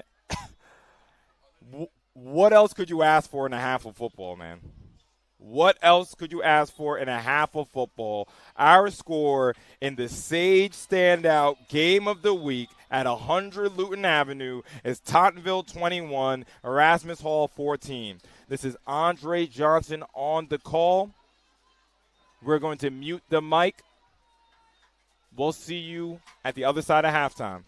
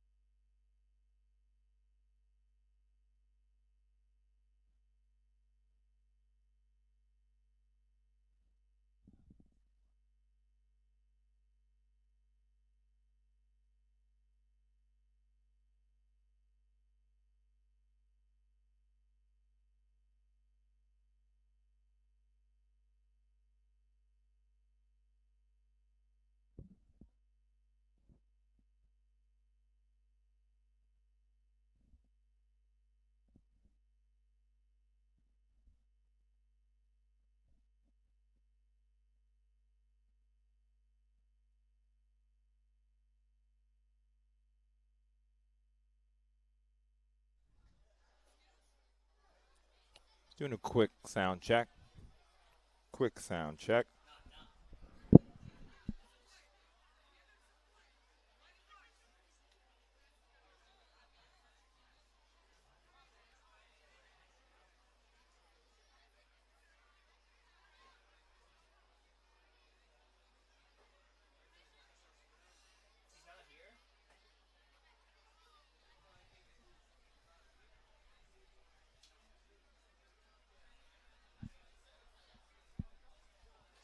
I'm on Standout, Tottenville,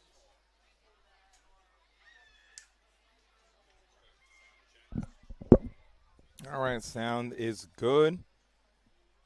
Just wanted to just make sure the sound was all right. Having some problems coming out of the other side of halftime. This is Andre Johnson on the call in the Sage Standout Game of the Week. Tottenville versus EHall. Dutchman coming back onto the field. Our score is 21-14, Tottenville. Highlights of that half. First drive of the game, 3rd and long. Justin McGuire to Corey Brown. About a 30-yard gain, which ended up setting up the Tyshawn Bent rushing touchdown. Then Kendu Brown came right down the field, answered himself with a touchdown. On a 2nd and 20 from the 40-yard, their own 40-yard line, maybe about 45-yard line, screen pass, Justin McGuire to Tyshawn Bent, touchdown. And then Kendu Brown answered right away with a touchdown of his own to make it 14-14. Then it was a bit of a defensive stalemate for a bit. And then Justin McGuire found his man, Gavin Ledwith, to make it 21-14. Tottenville got the ball back at the end of the half. They went for about a 32, 35-yard field goal, and it was just short, and that's how we have our score 21-14.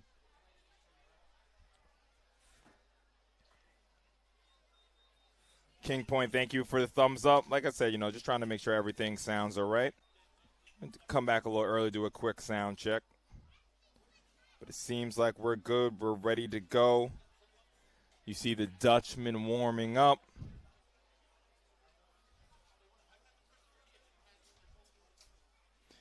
And my thoughts from that first half, let me know your thoughts in the chat. I thought both quarterbacks looked very, very comfortable. Tyshawn Bent is absolutely on one tonight. But you can see that the Dutchmen are selling out on the run. They're trying to make sure that that Tyshawn Bent and Corey Brown don't take over this ball game. And that's just what I said all year long. If you guys follow the podcast, if you guys have talked to me in person, I'm all about balance. When another team comes into town and they can take away your best asset, they can take away your jab, what kind of hook do you have? And Justin McGuire has been fantastic in this game. And I also want to say Kendu Brown, his rival on the other side of the ball, has also been great in this game as well. No, he doesn't have as many passing yards as Justin McGuire, but I love how Kendu has been managing this game, 2 rushing touchdowns. He had the mistake with the pitch. But I see Mr. Brown in the middle of the Dutchman team as they're doing, and we have fireworks. Are you serious? Man, they got everything at 100 Luton, man. They got fireworks.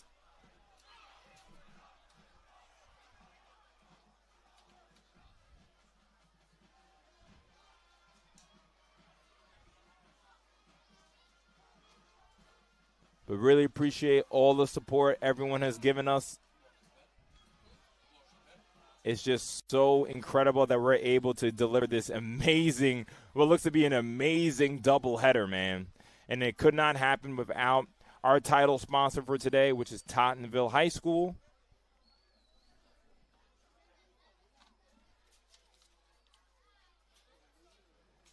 And, of course, shop by LJ LJ is a 32-year-old photographer and videographer with over 15 years of experience capturing powerful visuals. Known for his sharp eye and creative direction, he brings stories to life through film and photography. From sports media to creative campaigns, LJ blends skill and passion to deliver high-quality content that resonates. To reach him for all of his your creative needs, you can contact him at his Instagram, as you can see on the screen. And also, huge shout out to Staten Island Chiropractic and Sports Rehab. The leaders in sports medicine right here in Oakwood. Our team keeps athletes healthy, strong, and game ready. With expert chiropractic care, sports rehab, and recovery. From high school athletes to weekend warriors, we deliver world-class care with one goal in mind, getting you back to what you love the most. Staten Island Chiropractic and Sports Rehab is the name families turn to when it matters most. Learn more and book your appointment through the number you see on the screen, and make sure you follow them on Instagram.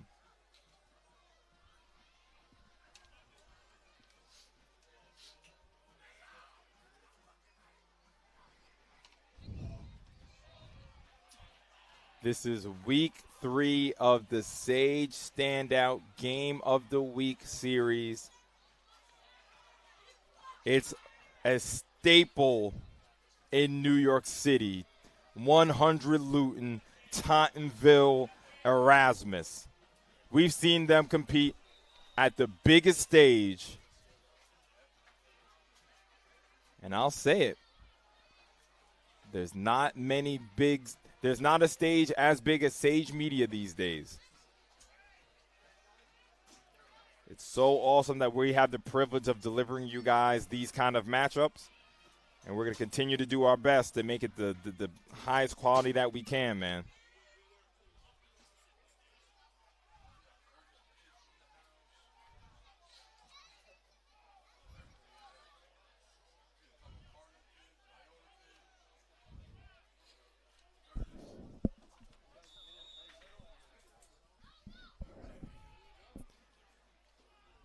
Week 3 of the Sage Standout Game of the Week. Second half football. Pirates kicking off to the Dutchman. And something's telling me there's going to be more fireworks in Oakwood, Staten Island. As Mr.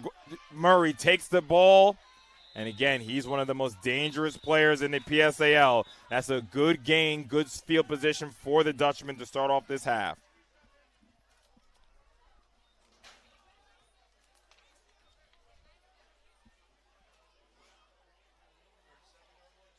So it's a 1st and 10 from the 37-yard line for the Dutchman. Kendu Brown has been excellent. And I will also say Zaire Lewis has been excellent as well. He had 4 first downs on one drive. So I can see them going back to feeding him a bit. And if you guys watched this matchup last year in the regular season, you might think the Dutchmen have the Pirates right where they want them. I mean, the Dutchmen, the game is not over. This team has lost twice in the last 6 years in the PSAL. Kendu looking to throw. Throws it deep. That's a Justice Murray. It's caught again. One of the most dangerous players in all of the PSAL, Justice Murray.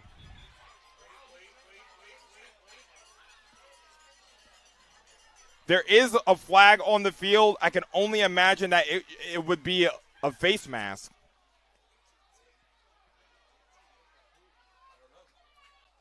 I would say a face mask on the stiff arm, possibly.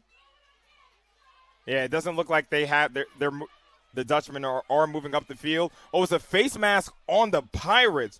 So first play of the game. Oh, excuse me. So 100 Luton is not in Oakwood? That's my fault. So Phil, you're supposed to help me there, man. Classic Long Island guy talking about Staten Island. So that face mask penalty is going to bring them all the way down. Looks like the 9-yard line. 1st and goal.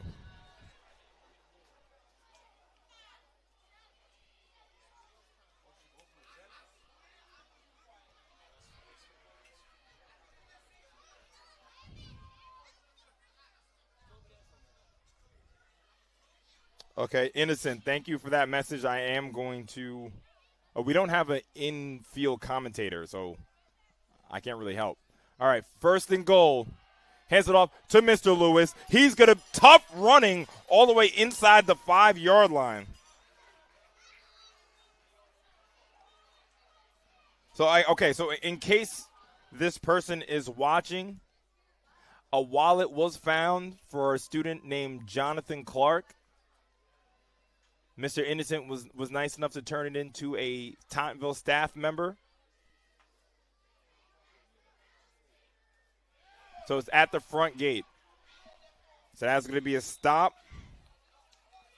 Kendu Brown is not able to punch it in for touchdown number 3. 3rd and goal.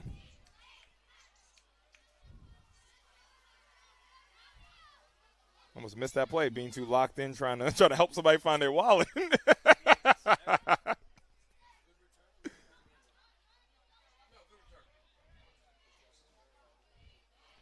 3rd and goal. The defense chants have begun. Justice Murray in at quarterback alongside Mr. Lewis. Going to try to punch it in. Murray goes to the outside. Too much speed, and that's a touchdown for the Dutchman. Welcome back to Staten Island, Mr. Murray.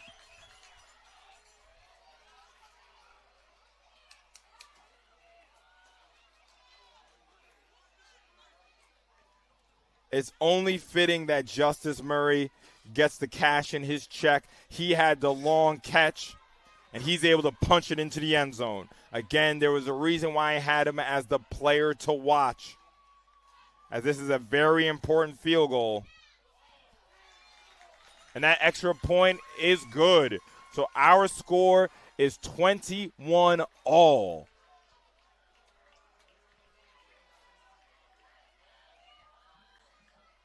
So Mr. Murray did a great job punching it in there. I'm going to try to go all the way back to that long catch from the beginning of the drive.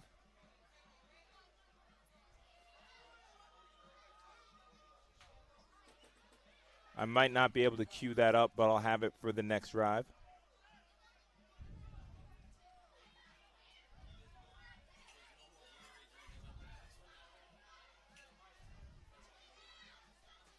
All right, I got it just in time. Whoops, hit the wrong button.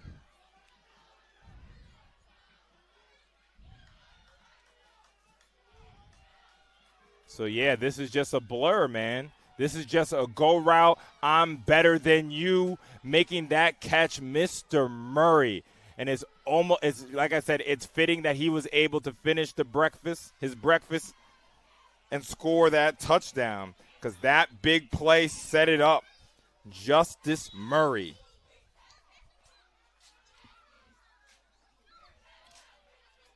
Kick goes deep.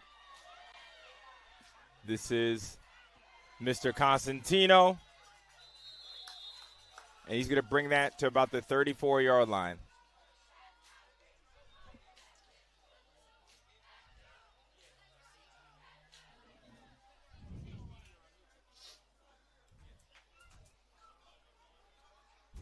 Let's try to get back up to 500. 500 for a regular season game is incredible. Really appreciate everyone for the support. Defense chance start for the Dutchman. Justin McGuire back to operate this offense. Tyshawn Bent in the backfield. They're going to go right to him.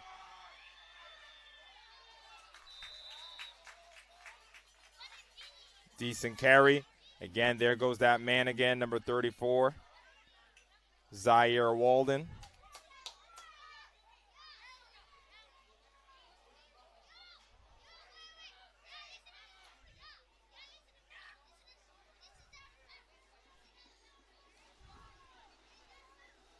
Let's call it 2nd and 6.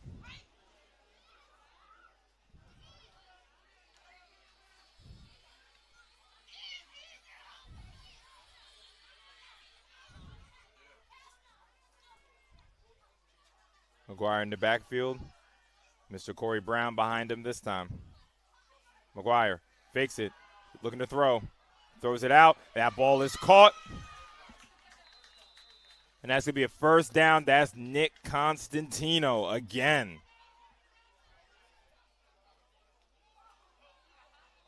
Looks like he looks disappointed, like he didn't get the first down. Almost like he wanted more.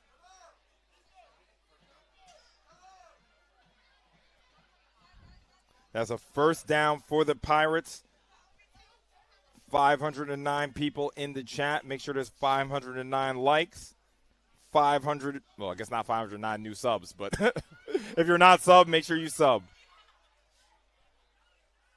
So first down for the Pirates. And it looks like this one is a false start on Tottenville.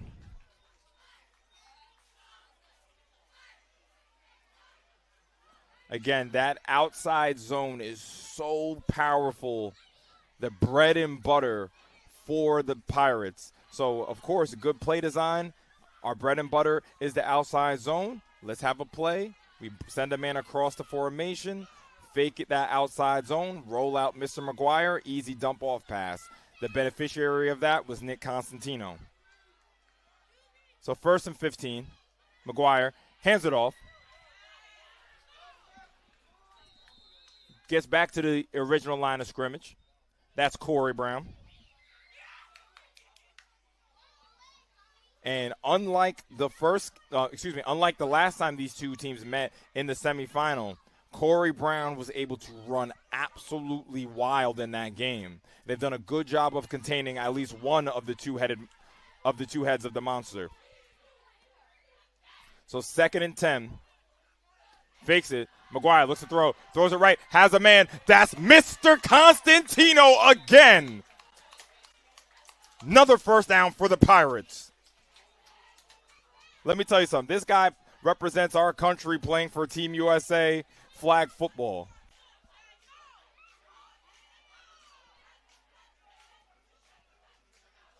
If you're asking your man versus Nick Constantino, listen, at this point, I'm taking Nick Constantino.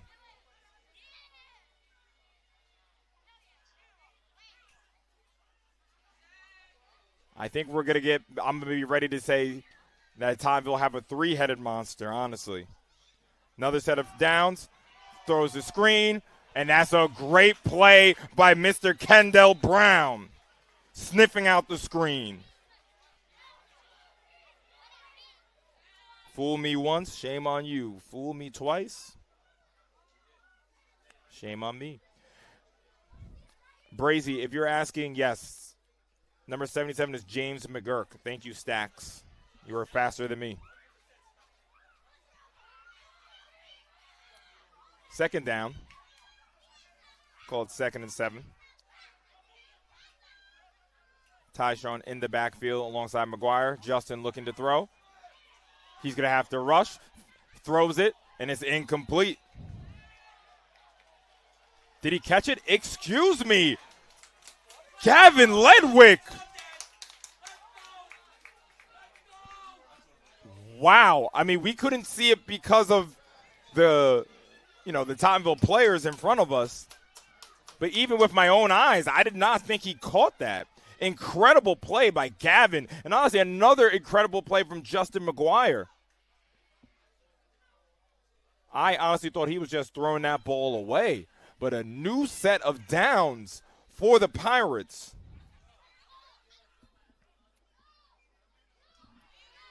Looking to throw. Throws it left. That ball is caught.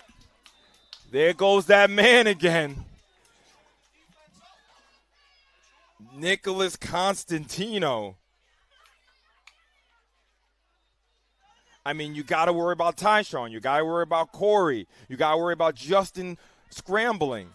How do you account for all of the weapons with now you put in Nicholas Constantino and Gavin Ledwick?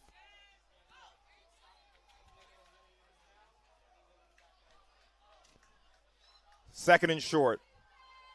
Now in the red zone, Tottenville got to cash in. McGuire Hands it off. That's the Mr. Tyshawn Bent. Excuse me, sir. Touchdown, Pirates.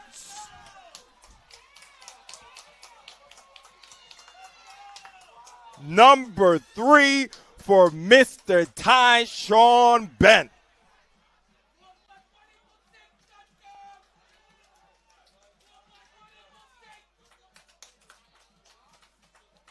The senior said, this could be my last time playing EHall. I'm not sure. Who knows what's going to happen in the playoffs with the seeding. I want to make sure I get my win right now.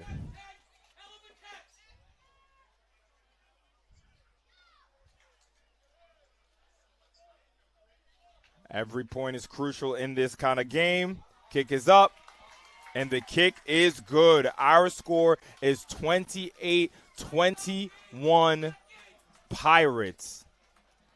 And we're going right to that replay. Touchdown number 3 for Tyshawn Bent. And this is just barbecue chicken. That man needs a map. Tyshawn doesn't need a map. He knows exactly where the end zone is.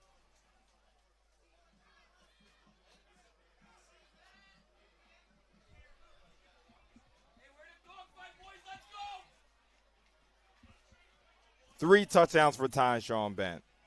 A touchdown for Gavin Ledwith.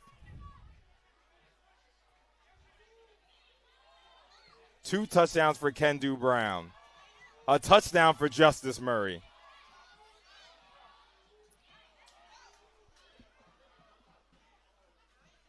The stars are showing up in this game. And that's exactly what you need on a Friday night lights. And one of the biggest matchups in New York City. Walking through the crowd, I seen the champions, Curtis. They're here to do a bit of scouting, of course. They play tomorrow at Port Richmond.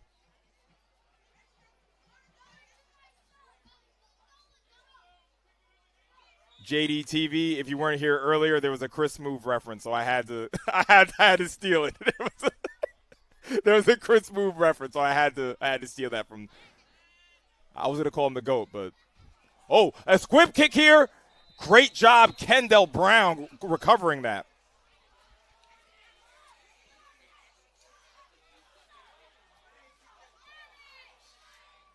As the Pirates really tried to catch EHall off guard, and it's going to cost them field position. 553 people in the chat. Make sure you share this out. I know there were some other 6 o'clock kickoffs. I'm pretty sure the Battle of the Floss is also happening right now. The South Shore versus Canarsie. But right here is all about 100 Luton Avenue. We have a thriller out here in Staten Island. The Pirates haven't been able to overcome the Dutchmen since 2019. Trying to change their fortunes tonight, but let me tell you something. There's a whole lot of time left in this ball game. I don't mean to bring up bad memories, but the score was 40-40. Tottenville's lining up to kick a field goal, and the miracle on McDonald happened. Kendu Brown trying to escape. He's going to toss it out to his man. What a play. He's still on his feet. That's Mr. Lewis. Nothing but green in front of him. Touchdown, Dutchman, but there is a flag.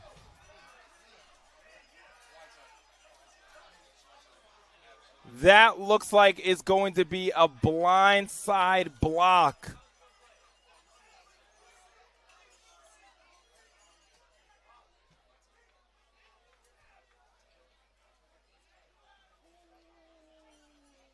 I mean, you go from catastrophe, huge sack, to a 50-yard touchdown, but it gets called back. I have the replay queued up. But again, Kendu Brown, what a heads-up play. Yep, so that's going to be illegal block in the back.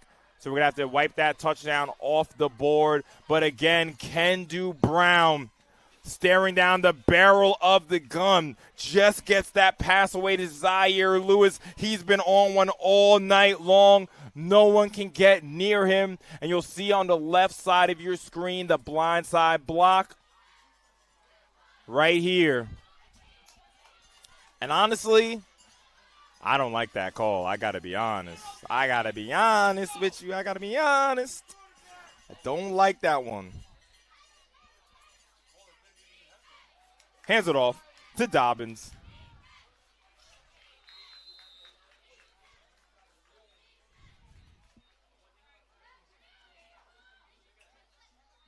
Good gain there. So I'm going to watch this play back again. He didn't, crush him. So the point of this penalty is to get rid of those big crushing blindside blocks. And, I don't like that. I don't like that call. But, all right, the Dutchman facing some adversity here. Let's see if they can score again. They're going to keep it to Mr. Brown, still on his feet. And that's a good gain.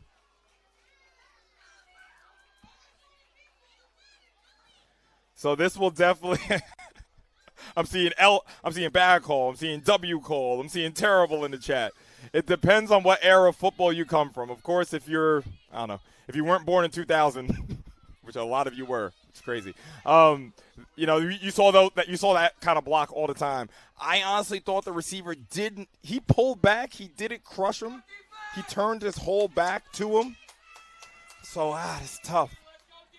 Kendu looking to operate. When Nudu set it down, hands it off. And this time, he's going to make sure he cashes out. Touchdown, Dutchman, Zaire Lewis.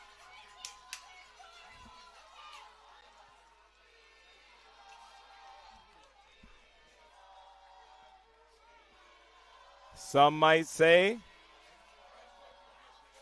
justice was served.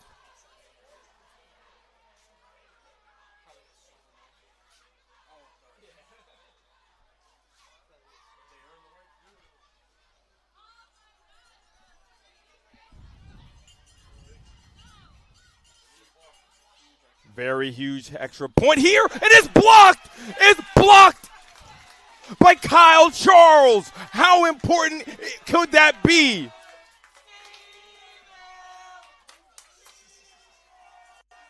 You can't take your eyes off of this game for 1 minute.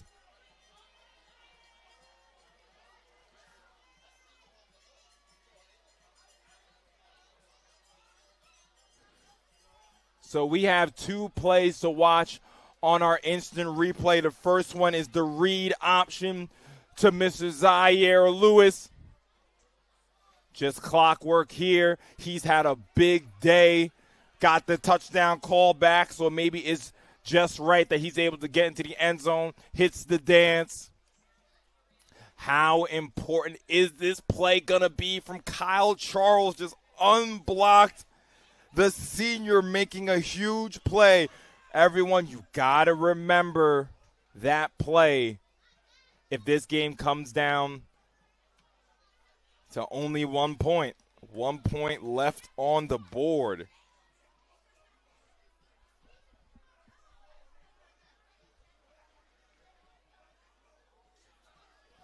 And this is what I love about high school football. This is what I love about football, what I love about sports. Amir Morrow, the Temple-bound, I don't know, was he 2-star, 3-star player? He's out. That gives a chance to Zaire Lewis to come and make a name for himself, and that's what this platform is for. So many players have made a name for themselves on the Sage Media Standout Game of the Week as we have a flag, extracurriculars.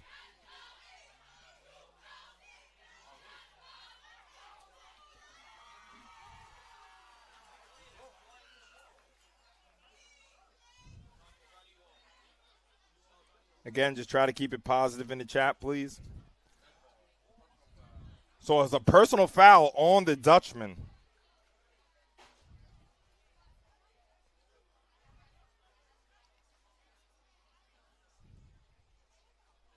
So going to help the Pirates get some better field position here.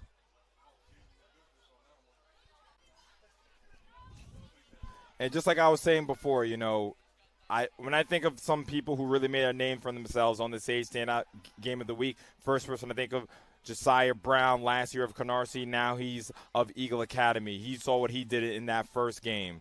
Jared Surratt. Huge congratulations to Jared Surratt, just committed to Central Connecticut. He made a name for himself, beating EHall for the first time in 5 years in the Sage Standout Game of the Week last year. But Justin McGuire flips it to Mr. Brown. He has a lot of green in front of him, and that boy fast. First down for the Pirates.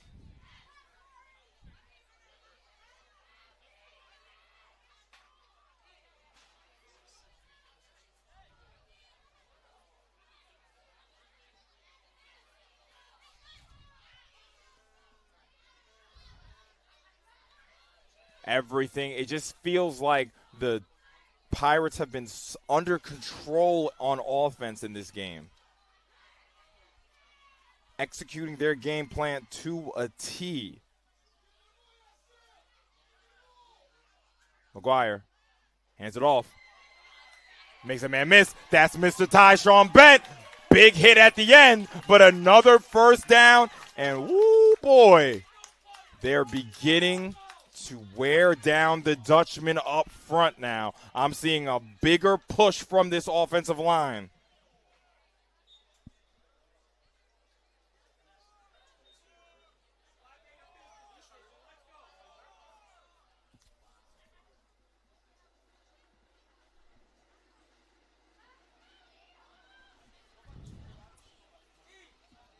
So it's a first down on the 25-yard line. Constantino out left with Corey Brown. Hands it off to Tyshawn Bent. Makes a man miss. He's on the second level. Mr. Bent always making a play happen. Something out of nothing.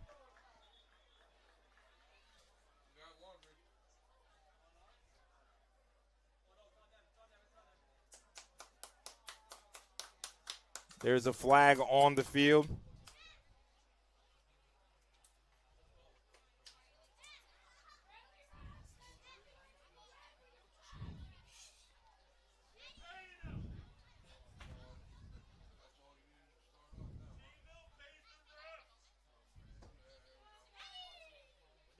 And the call on the play. It was an unsportsmanlike on the Dutchman.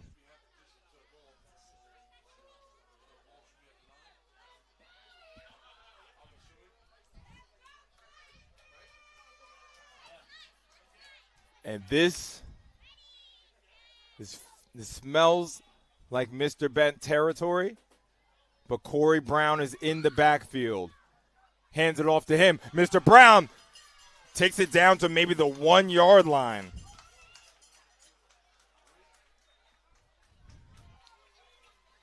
My guy Nappy, what I tell you, man, my fingers is, you know, what I tell you, Nappy. You can try, but you will not succeed. Behave in the chat. 2 minutes and 19 seconds on the scoreboard. Second and goal. Fakes it. McGuire just short. And did he fumble? He did fumble. He was down? Okay. Wow. There is laundry on the field. Holding.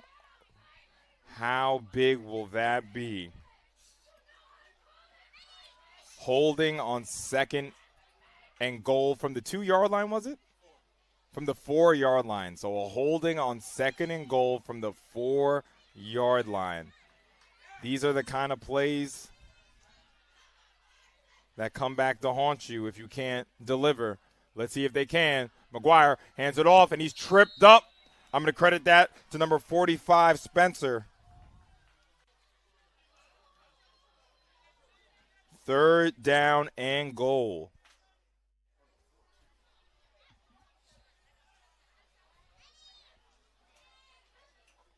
$596 people in the chat. Let's try to get up to 600. Really appreciate everyone in their support.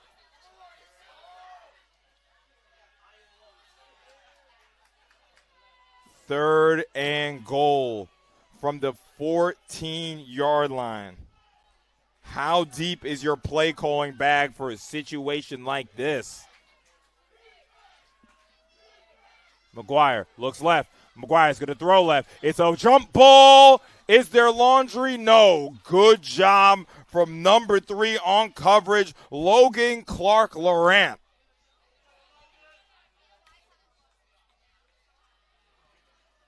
One-on-one with one of the most dangerous players in the PSAL in Nick Constantino, and Logan comes up on top.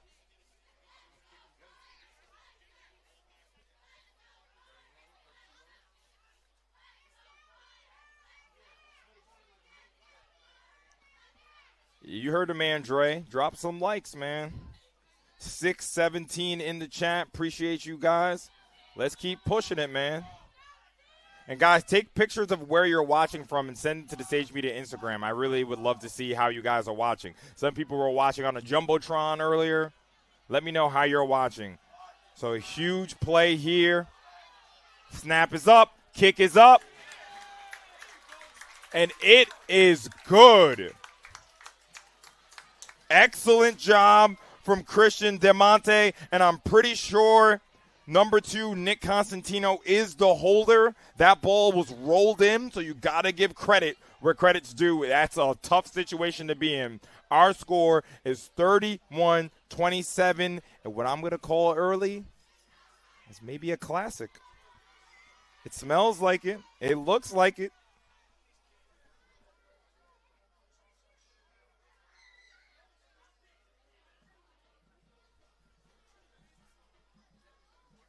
So real quick here.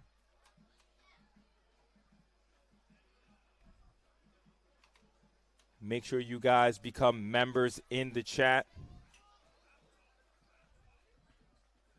Become members. You get access to member-only streams, and you also get access to custom emojis. I'm going to share the link in the chat in a minute. And just a reminder, this game is eligible for the Sage Standout Student Scholarship, $1,000 to the best student section at the Sage Standout Game of the Week. And I'll tell you for free, Staten Island is doing very well in this competition right now between Curtis and Tottenville.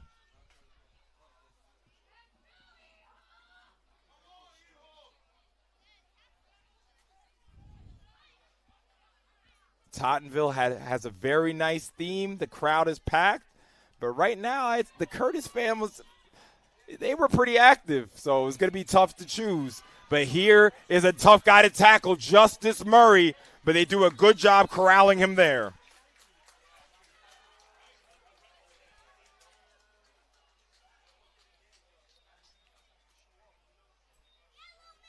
And if this is free promo, make sure on Twitter you go follow my guy, Uzi Sports. What's your Twitter? Jared Veluzzi. Make sure you go follow him on Twitter. He is live tweeting what's happening in this ball game.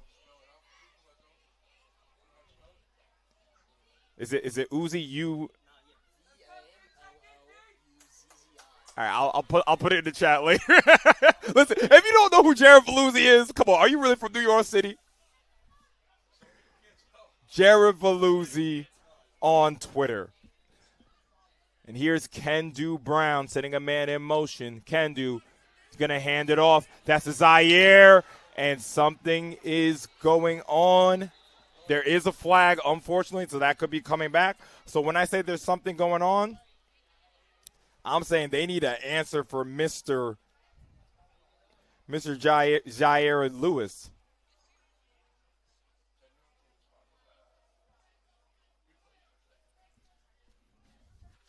Nappy, Tottenville's theme is a blackout theme. So the team on the field is wearing black, and everyone in the Tottenville student section is wearing black. But like I said, I will definitely say, Gigi in the chat said, always compete. If you know, you know.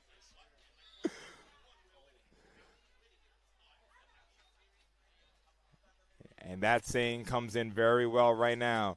31-27 lead. It's not enough points. The Dutchman never say die attitude is a 1st and 20. Can do. Going to hand it off again, and Mr. Lewis is gashing this Tottenville defense.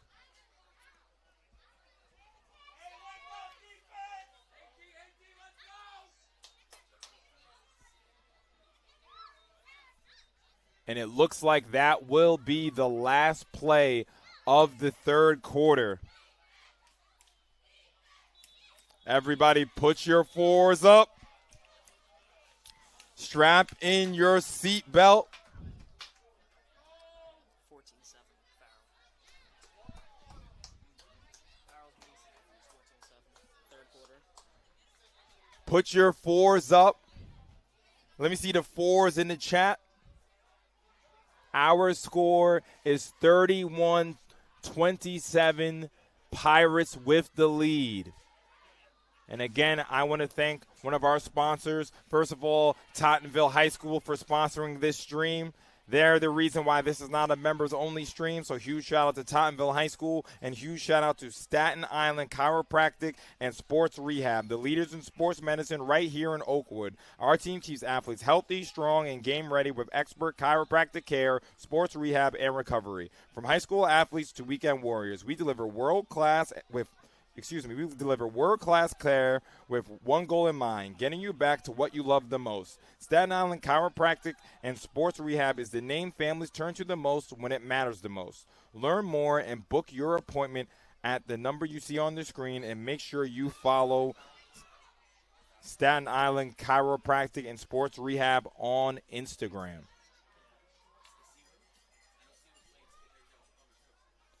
I see my guy Christian King in the chat.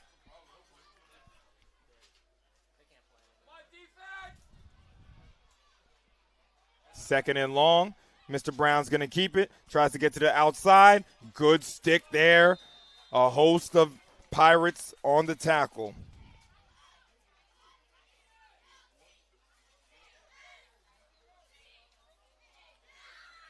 Guys in the chat, let me know if I'm saying Jair Lewis's name correctly. I'm trying to say it the way it's spelled, but definitely let me know if I'm saying that correctly.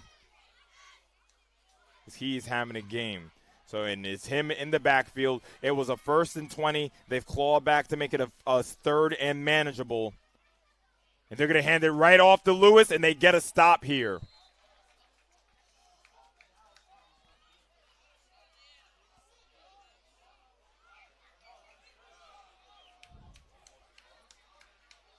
And the Dutchmen are going to punt.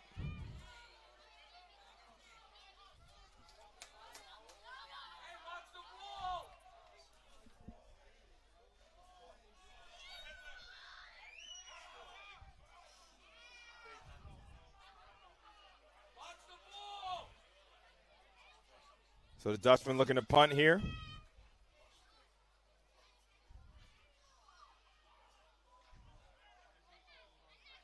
Back deep. I can't see the number.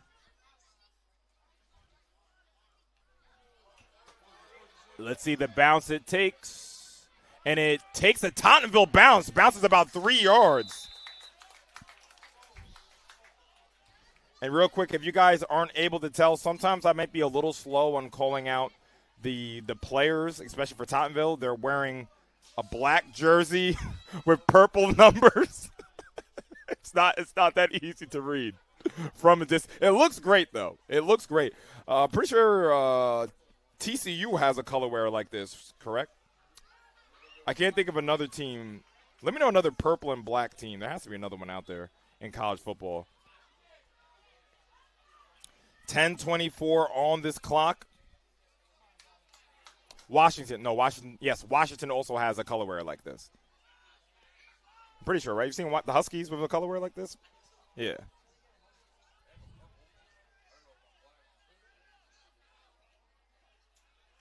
Hands it off. That was to Corey Brown. Good tackle again. Spencer has been having a great game, man. He's in the bottom of every pile.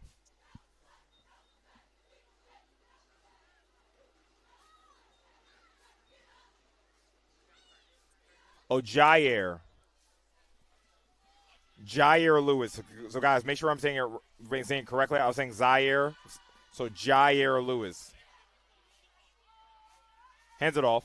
It's a double handoff, and it's read by Kendu Brown, but they're going to call a flag for a horse collar. Either a horse collar or a face mask.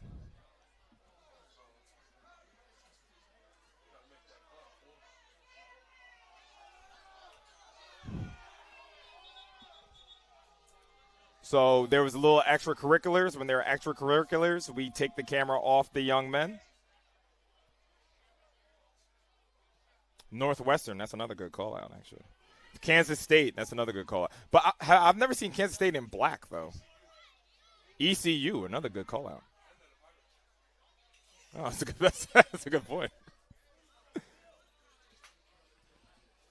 So, guys in the chat, please let me know Jair Lewis. I want to make sure I don't mess that up again. And, guys, make sure, especially, what are there, 600 people in the chat?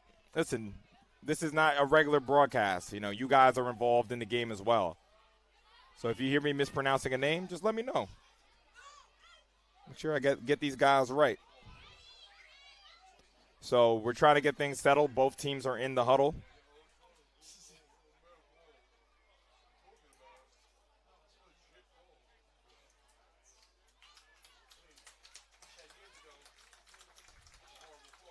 Oh, there was an injured player. Okay, excuse me. So I thought there were extracurriculars. Nick Constantino was down, actually, but he looks okay. You said he was cramping? So a 15-yard penalty. So it was a horse collar, yes. So it was a horse collar on Kendall Brown.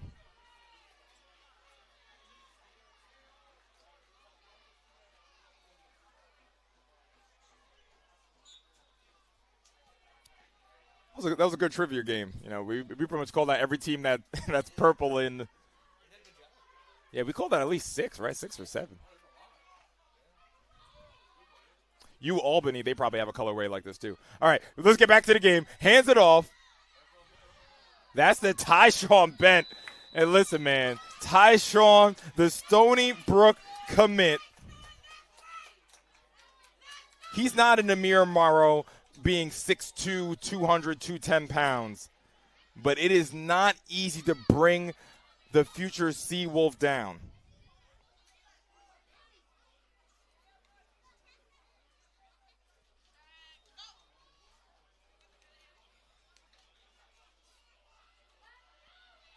So it's time for me to say, tick, tick, tick, tick, tick, tick, tick, tick. Is they going to fake it? Has a man, but he holds on to it. Ooh, wow, that was extremely dangerous. Good job closing from Nazir Brown. I think that was the first mistake I've really seen Justin McGuire make there. He had a man on a deeper out route, but he held on to it.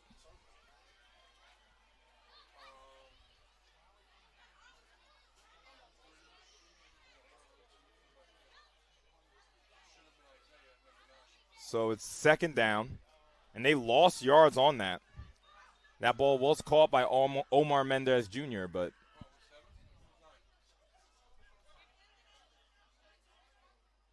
McGuire looking to throw.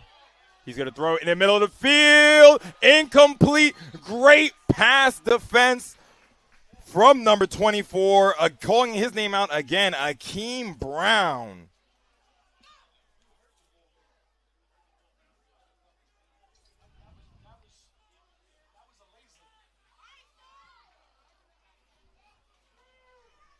Great coverage on that play. Third and long for the Pirates.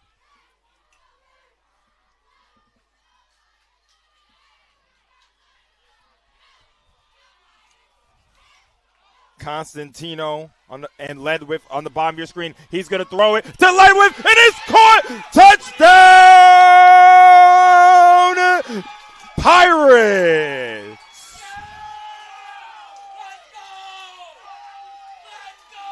Justin McGuire to Gavin Ledwith. And let me tell you something, that was an absolute dot. That's why you gotta get ball. Let's go.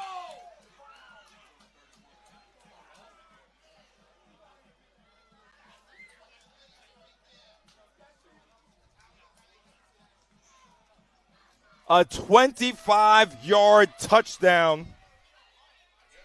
Justin McGuire to Gavin Ledwith.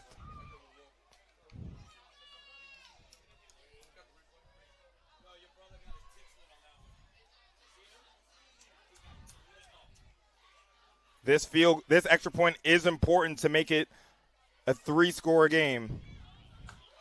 Oh, I guess technically not. Excuse me. So that makes our score 38-27 Tottenville. So instead of EHall being able to tie it with a field goal and a touchdown, they're going to need 2 touchdowns. So let's go to that. Gavin Ledwith at the bottom of your screen. And Justin McGuire knew that his man was going to make a play for him, and he threw it right in the pocket. Perfect dime from Justin McGuire to Gavin Ledwith. That play, you know those guys have been working on that play all week long. Justin took one step back and knew exactly where he needed to deliver that ball.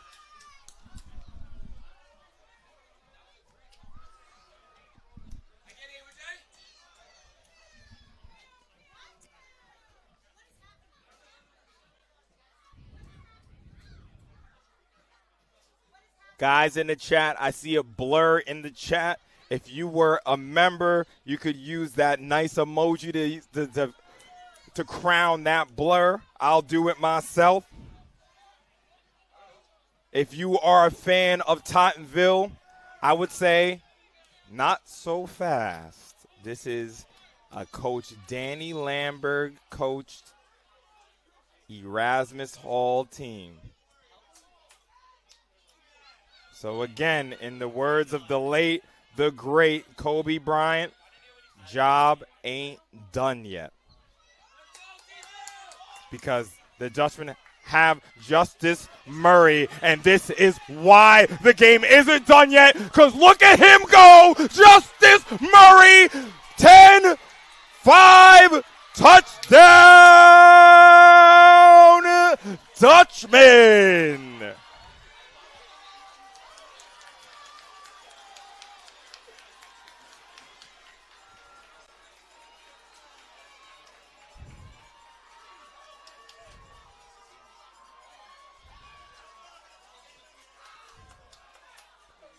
Justice Murray. Are you serious? A 92-yard touchdown return.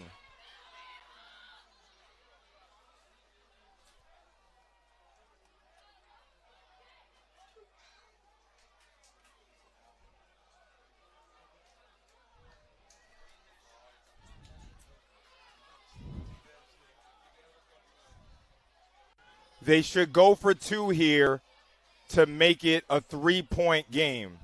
And they are going to do that. Kendu Brown on the field. Jair.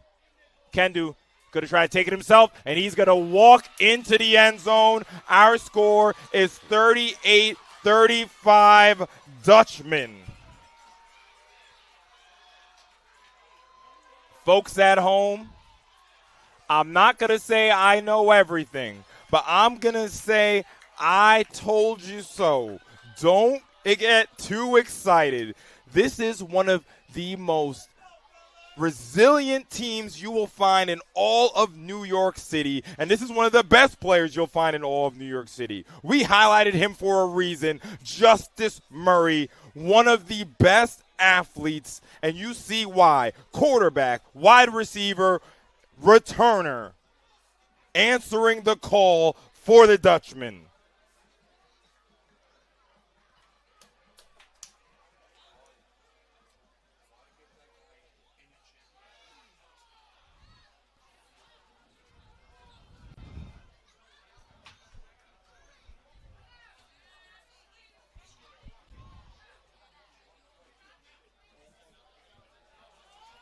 Got to catch my breath. What a game. What a game.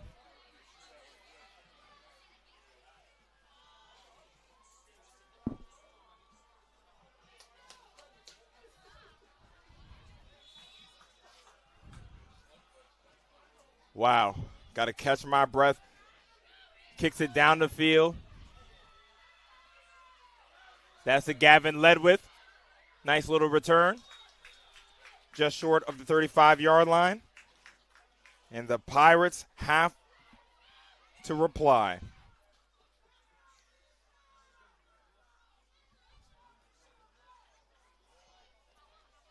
I have 7:56 on the clock.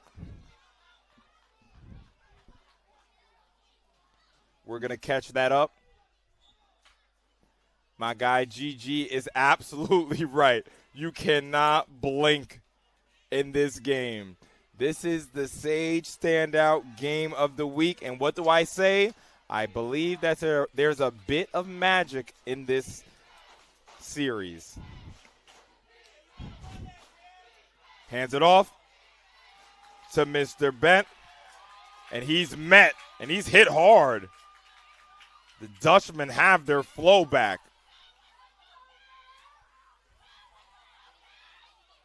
Nazir Brown, another Staten Island native making himself known.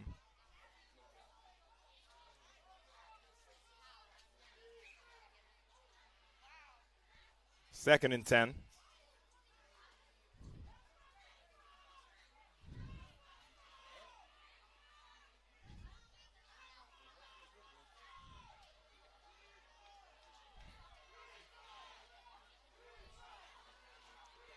Two to the bottom of the screen.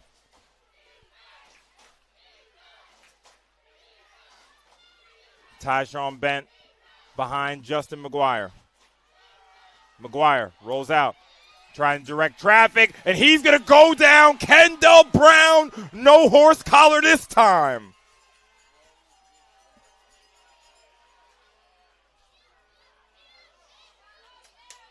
The momentum is completely with the Dutchman.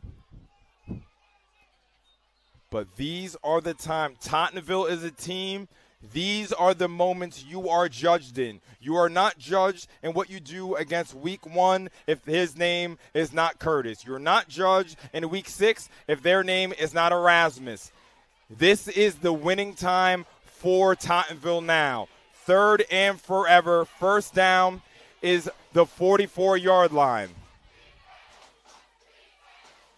Do you have the stomach for a game in a moment like this? Because let me tell you something, the Dutchmen certainly do. McGuire looking, and he's going to go down again. Whistle, please, whistle.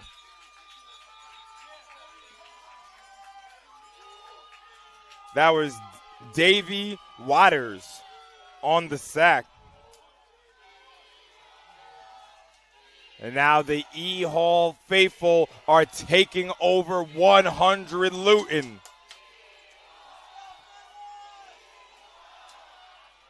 Again, these are the moments the Pirates need to step up.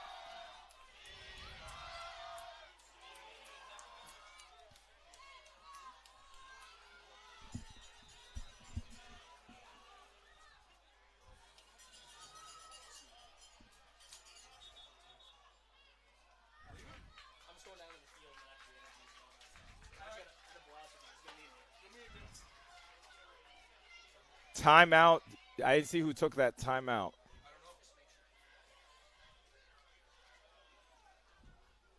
Man.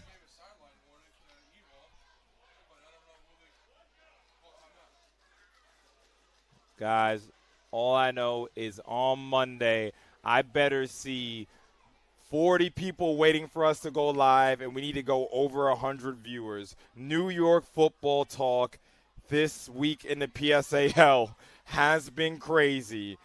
And I think I said at the beginning of the fourth quarter, I think we have an instant classic.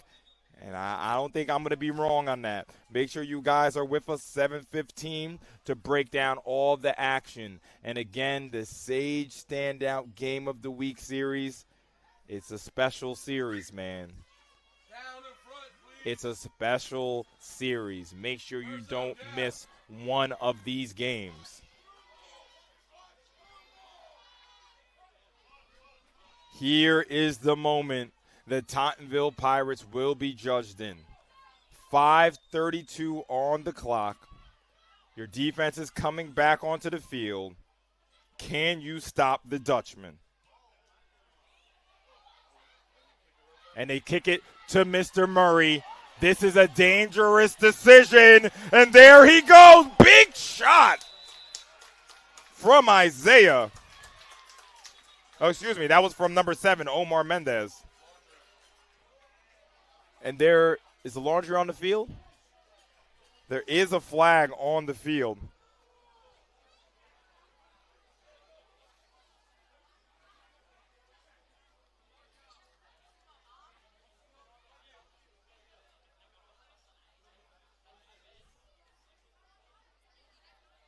And I shouldn't talk about this game just from Tottenville's perspective, of course. Kendu Brown. They picked up the flag? So it was a personal foul on EHall. I missed what that was. Okay, thank you, Phil. So I missed that. Great to have 2 pairs of eyes. So EHall for, let's call it an unnecessary roughness, blocking a man into the sideline. And this is what I'm saying. The Dutchmen have taken over 100 Luton. Kendu Brown, the PSAL champion, has had an excellent game. Jair Lewis also has had an excellent game. And they're going to hand it right off to Mr. Lewis, and he's going to slip.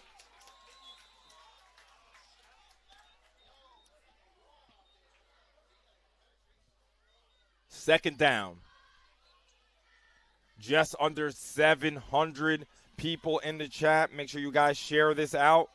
Let's break the barrier. 2nd and 8, let's call it. I'm hearing a whistle. There's going to be a timeout from the referees. Or is it a timeout, Tottenville? I'm not sure. The referee pointed to himself. Where? There's a player injured. So it's number 8 on Tottenville. Mr. Kamado.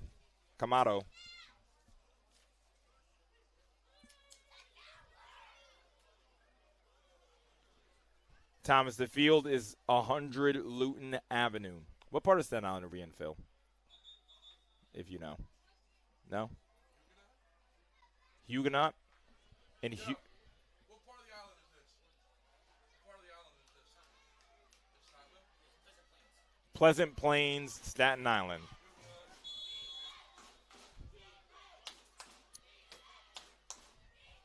Sending Mr. Lewis in the backfield again in the pistol. Brown, 2nd down. Looking to throw. Kendu. He's going to take off. Holds on to the ball. Good job from Tottenville there. Omar Mendez Jr. in on another play.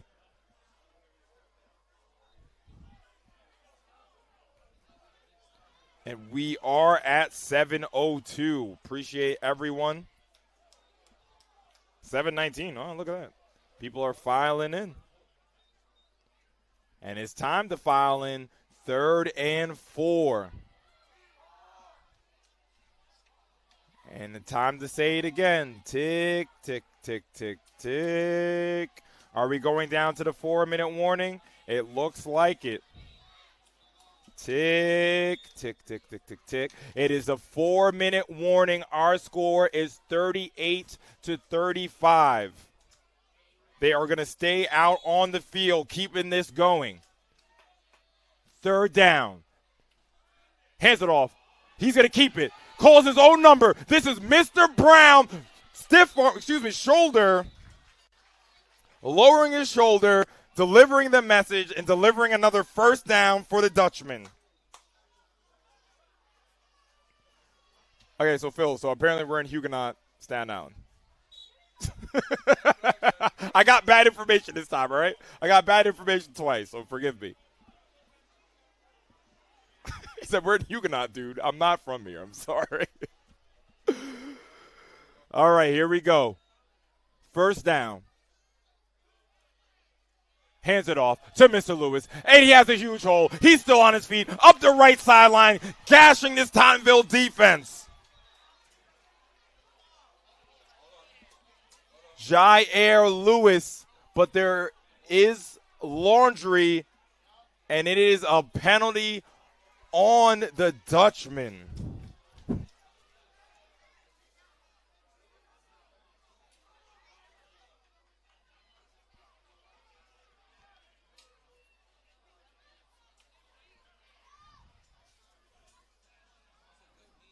Regardless, Jair Lewis, the combination of Jair Lewis and Kendu Brown has been excellent all night long.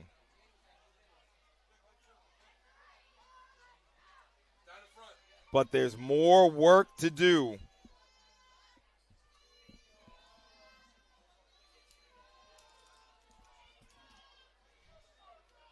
As it's still a manageable set of downs. 1st and 8. Very unusual, 1st and 8. Empty backfield, fakes it. He's going to run it himself. Kendu Brown holding on to the ball. Weight room dragging players. This is an inspiring performance from Kendu Brown. First down, Dutchman. And now, this is for Tottenville. Tick, tick, tick, tick, tick. The Dutchmen are trying to take as much time off the clock as possible.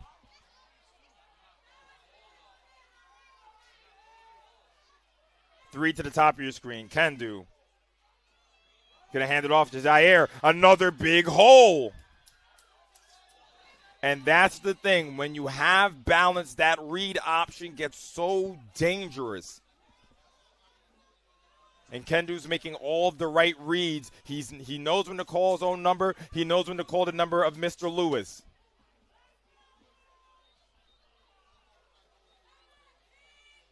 On the clock, remember, the clock on your screen is not the official clock. The clock on the field says 2:09 and counting. We're going to try to sync it up as best as we can. I will let you guys know how much is left. We're at 2 minutes now.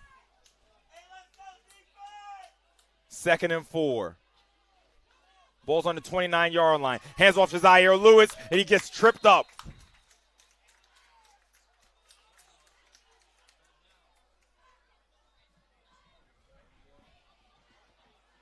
Over 750 people on the live stream. You gotta guess there's over 1,000 people in here.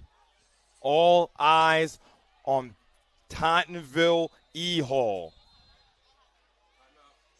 Timeout, Dutchman. There's no time to catch your breath. All gas, no brakes.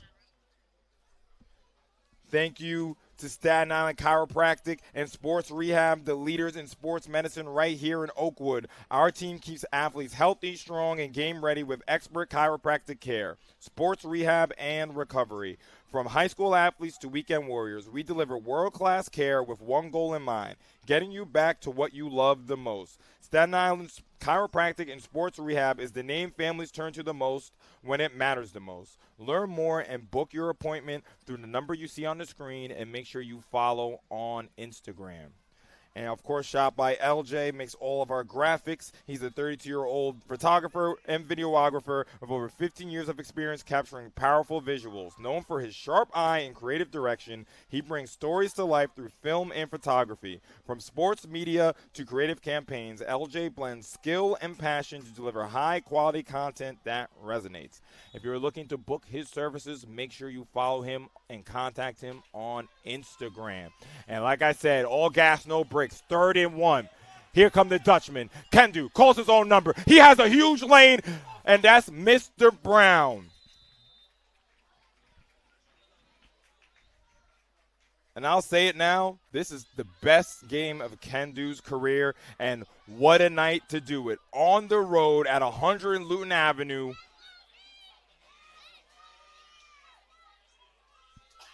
A minute 12 and counting.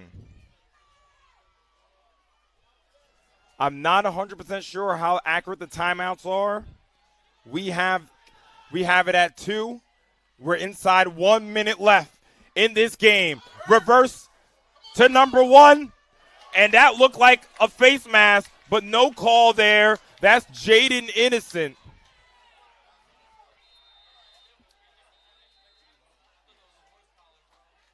Timeout Dutchman. That looked like a face mask or something to me.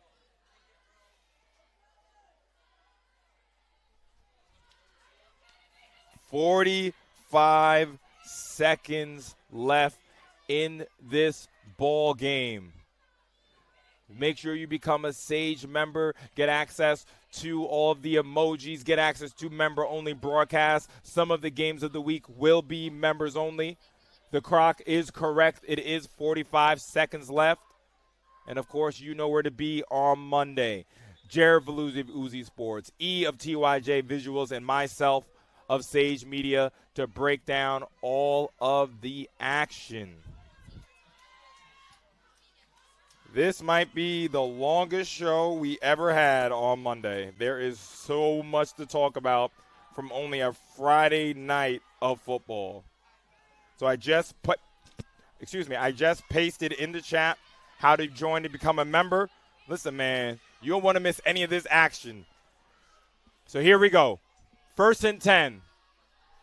Looking to throw. Throws it. It's tipped. Woo! That ball could have gone anywhere.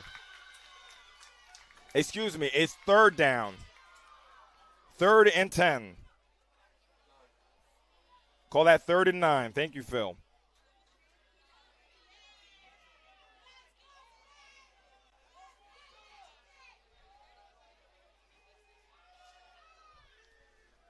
$7.65 in the chat. 42 seconds on the clock. 3rd and 9. Let's call it from the 14-yard line. Kendu Brown, the PSAL champion, empty in the backfield. Looks right. He's going to call his own number. No one can catch him. Shoestring tackle, Omar Mendez. And it looks like they're short, so they're going to have to spike it. No, it's 4th down. They cannot spike it. It is 4th down. They can't spike it. It's 4th down. They spiked it on 4th down. They spiked it. They spiked it. The game is not over. Tottenville needs to get on the sideline. Oh, man. They spiked it.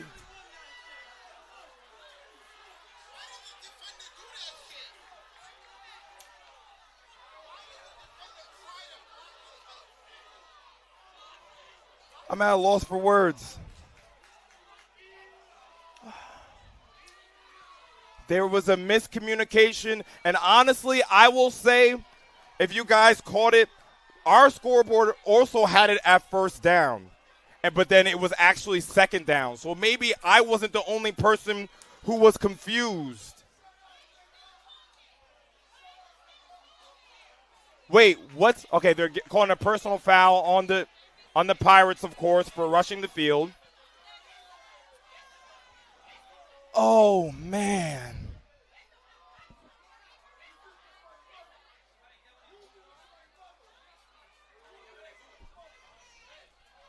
There had to have been a miscommunication between someone.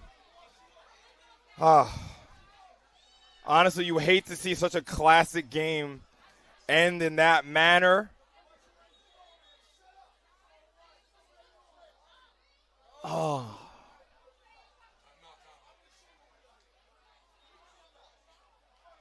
I can only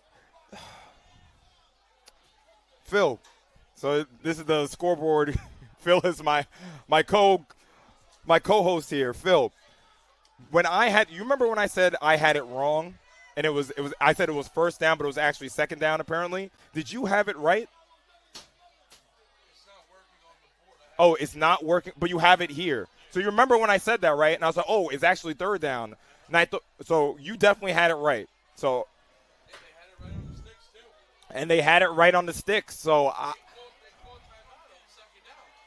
So you knew it was second down when you called you're so right. Yeah, they called the timeout. I just don't know where the miscommunication was. I just don't know where the miscommunication was. Oh. Ball's on the 5-yard line. This is big. This is big. We've seen strange things happen. The clock is not at 0, and this is still the Erasmus Hall Dutchman. But it does look like, yes, I thought they were going to have to run a play, but no.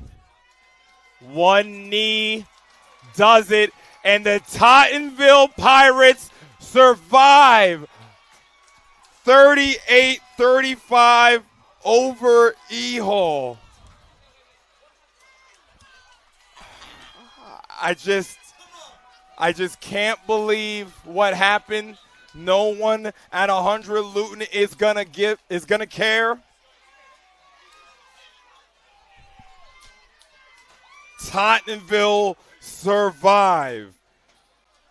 I want to thank all. We almost hit 800. What a game.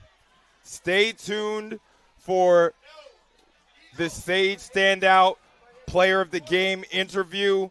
I'm going to go grab those players. That's going to be live on Instagram. You guys have been great in the chat. What a game on a Friday night. This is Andre Johnson for Sage Media Solutions. We will be back tomorrow for APR versus McKee. Make sure you guys tune in. Thank you and good night.